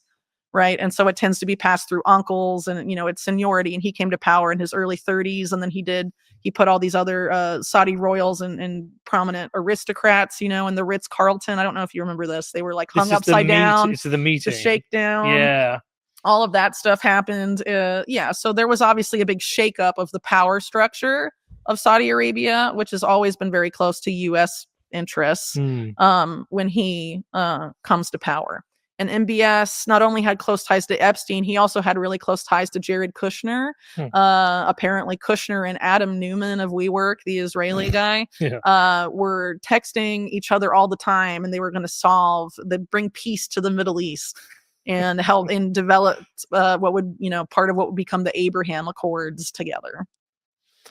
Okay. So obviously MBS is tight with the Trump crowd. And so even if Epstein and Trump didn't like each other personally at this point, that doesn't mean that the power structure that has enabled them both to do their thing, I mean, they still operate in that, arguably. I mean, that's what it looks like to me. So I think, Epstein pissed off interests related to John Brennan. And John Brennan was also an architect of Russiagate, right? Which was also aimed at Trump. And then the whole Jamal Khashoggi thing happens, and MBS's charm offensive, where he's like, I'm a reformer. I'm here in Saudi Arabia. I'm going to change everything up and open movie theaters and let women have some rights, and all of that. Drive a car. Yeah. He paid a ton of money for that. And then the Jamal Khashoggi thing just evaporated it like that, And so I think there was stuff that went on to kind of get at Trump and MBS, and I think also, of course, Epstein, not long after all of that.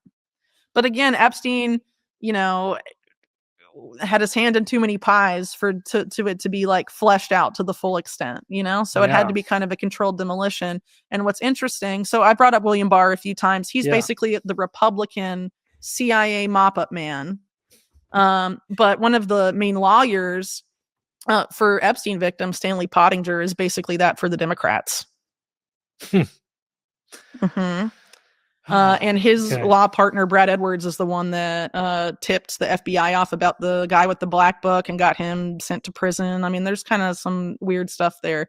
So anyway, if you want to do a controlled demolition, so to speak, of Epstein, you need to have at least some control of both sides.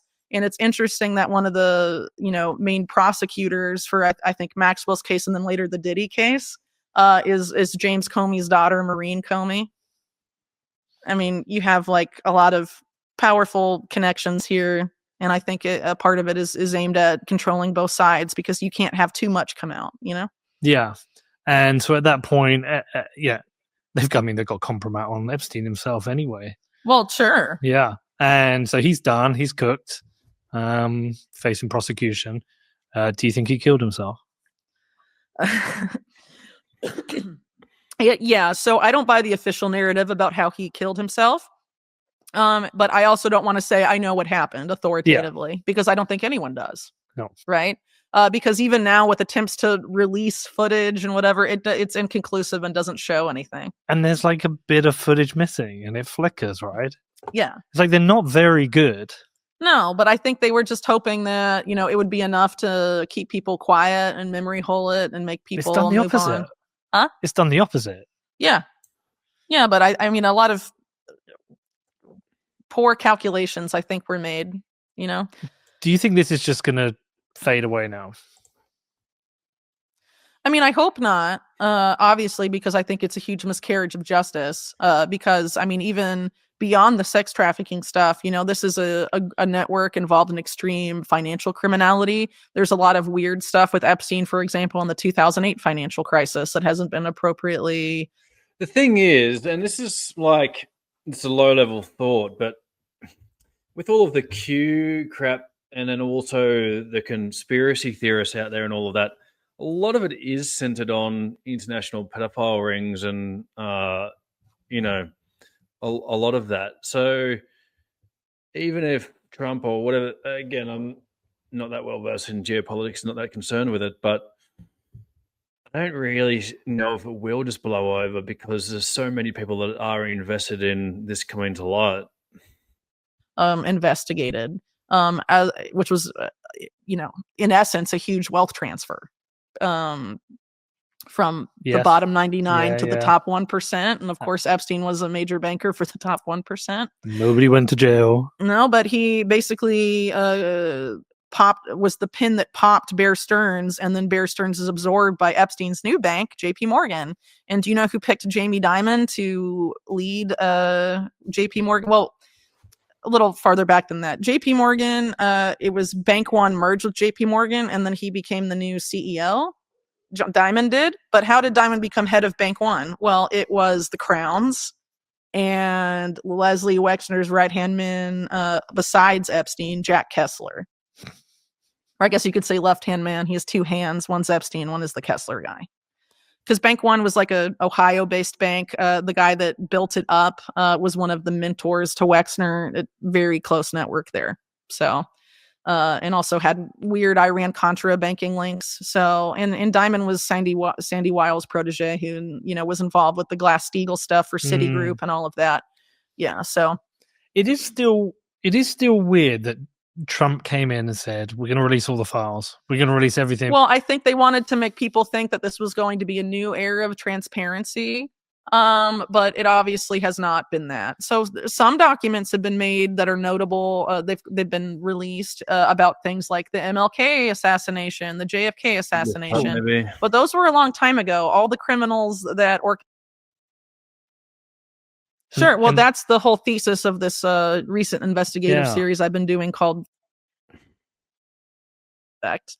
Yeah, I mean, just all through this, like I say, there's this big network of. I talked about these layers.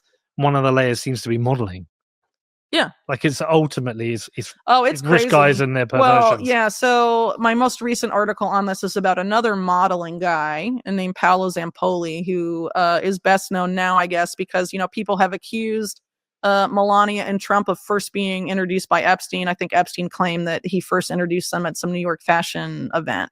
And the first couple say, no, it was at the Kit Kat Club. It was Paolo Zampoli that introduced us. Okay. But Paolo Zampoli is a protege of this guy named John Casablancas. I don't know if you're familiar with him. Nope. He is, the face of elite model management. But that was a merger between his agency and the agency of this guy named Gerard Marie, who then became head of Elite's European branch.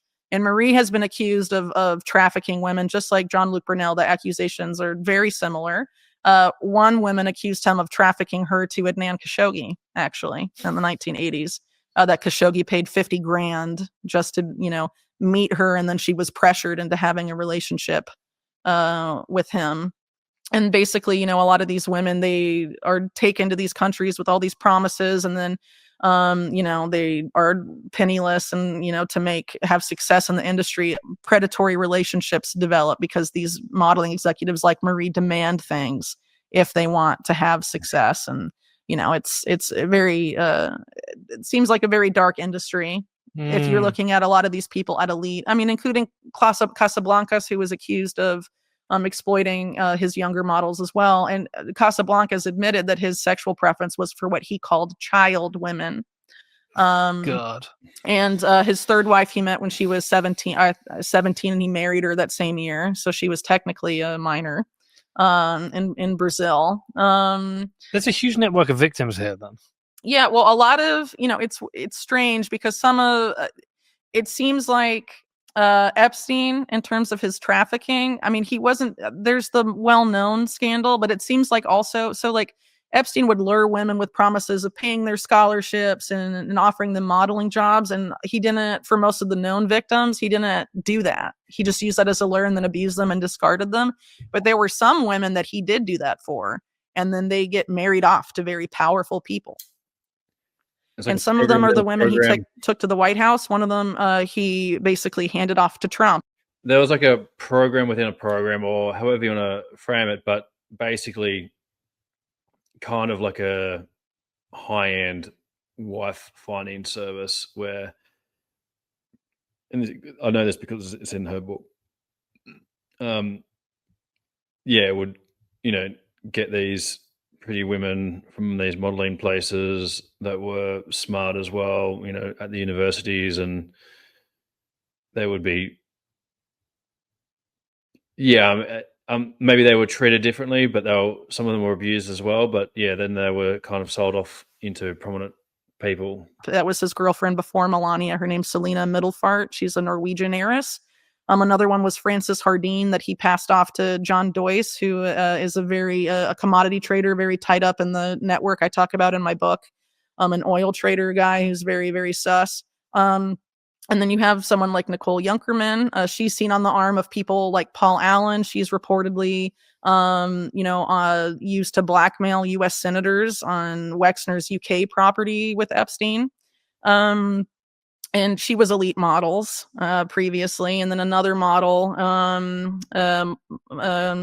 Melanie Walker, she basically is now dating a top guy or married to a guy at Andreessen Horowitz, but she was Epstein's science advisor and then Bill Gates' science advisor.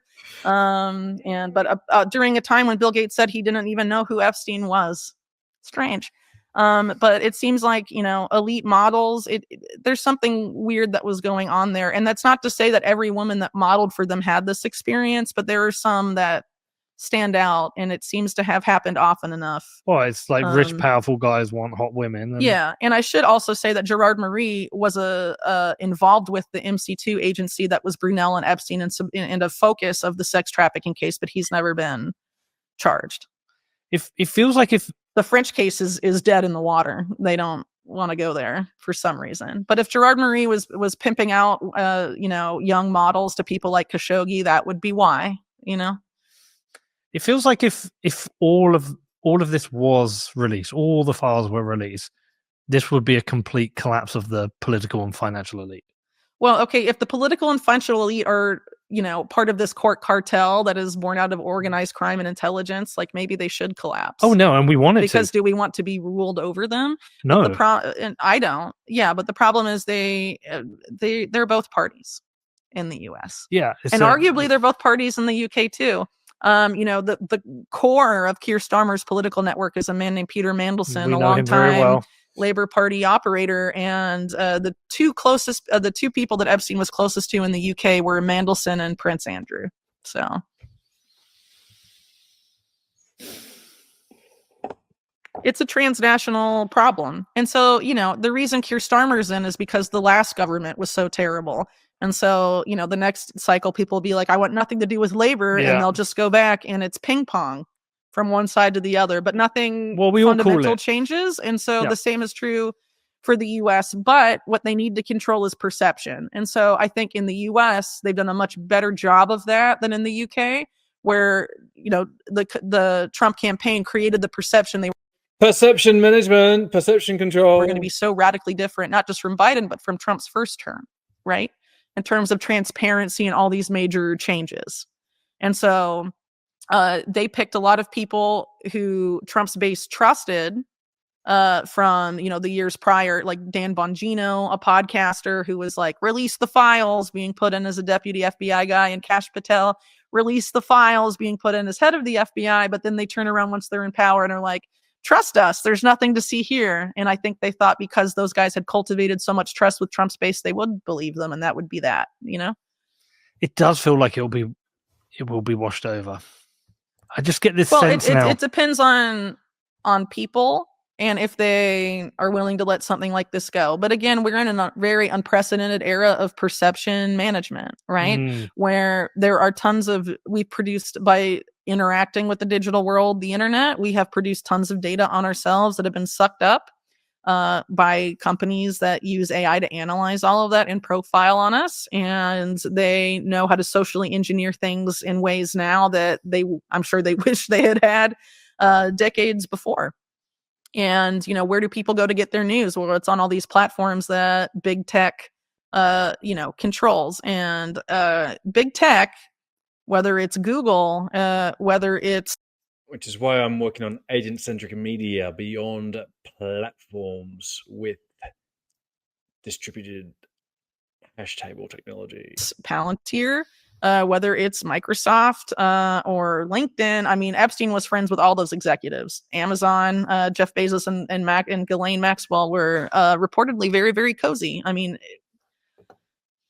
Is there anyone not implicated? Sure. I mean, I'm not trying to say... a lot of... I think it's fair to say that Ghislaine was probably abused by either her father or people around him. Right. Because that relationship, I feel bad for the way she was raised. It seems like a very traumatic rearing. And I think that's probably true of all the Maxwell children, but it seemed like his control, the way he controlled Ghislaine was different. And his boat was the Lady Ghislaine. Yeah, and he had like a sexualized portrait of her up in it. I mean, it was very weird. So, I think those things happen. I'm not sure if I just skipped over it or if she didn't mention it here, but she has mentioned about how she had another sibling who died, and so she was like kind of has that neglected child kind of thing going on, and then this kind of when the sibling died, then she got all this different attention as well. But I mean, I don't know for sure, obviously, but obviously through these dark occult kind of rituals and it doesn't even there's just a lot of abuse in general. I mean, people have alleged too that a lot of times people who are offenders return to the place or where they were, attacked, abused, and then try and repeat it there. And so since Epstein was at Interlaken when he was a teen and then went back to within there, some people have speculated maybe he was first. Something happened to him when he was a teen. Again, we don't really know, but it's very common. Yeah. Ghislaine's situation is quite weird right now. She obviously wants a pardon. Yeah, clearly wants a pardon. And could be a useful person for a pardon. Yeah, but I mean... Work. Yeah, I mean, plebs. They are unaccountable because they've captured the institutions that would make them accountable, They've theoretically. captured everything. Yeah, by this point. But I mean, this is something that's been going on for decades. If Yeah. you have Samuel Pisar go before Congress, he's practically bragging about it. And he's like, yeah, the nation states are relevant because all of the companies that fund our U.S. politicians are going into business with our ostensible adversaries. And now that's who the businesses run the world. What's now, the the nation state, the governments don't. It's businesses. Now, governments are the enabling environment for policies written by the richest people in the world via groups like the World Economic Forum. That's where all the billionaires go. Those think tanks, those entities, they make the policy and they filter them out to the governments, and the governments are the enabling environment for policies written by billionaires. You can kind of understand the socialist argument against the billionaires based on that lens, not economically. I'm not here to say I know the solutions to these problems, and so I'm not going to be like, it's socialism. I do. It's all of the isms. Natural law, objective morality, learning objective truth, government is slavery, radical responsibility for yourself, do no harm, have care for more than just yourself, be good. And yeah, start speaking your voice and taking action in alignment with natural law. Know your rights. Own your own body. If you don't own yourself, something else will. All right, everybody. Peace out. Much love. That's Jeffrey Epstein and the Thielverse and the Occultocracy through Whitney Webb's work. One of my favorites. Thank you very much. Bye-bye.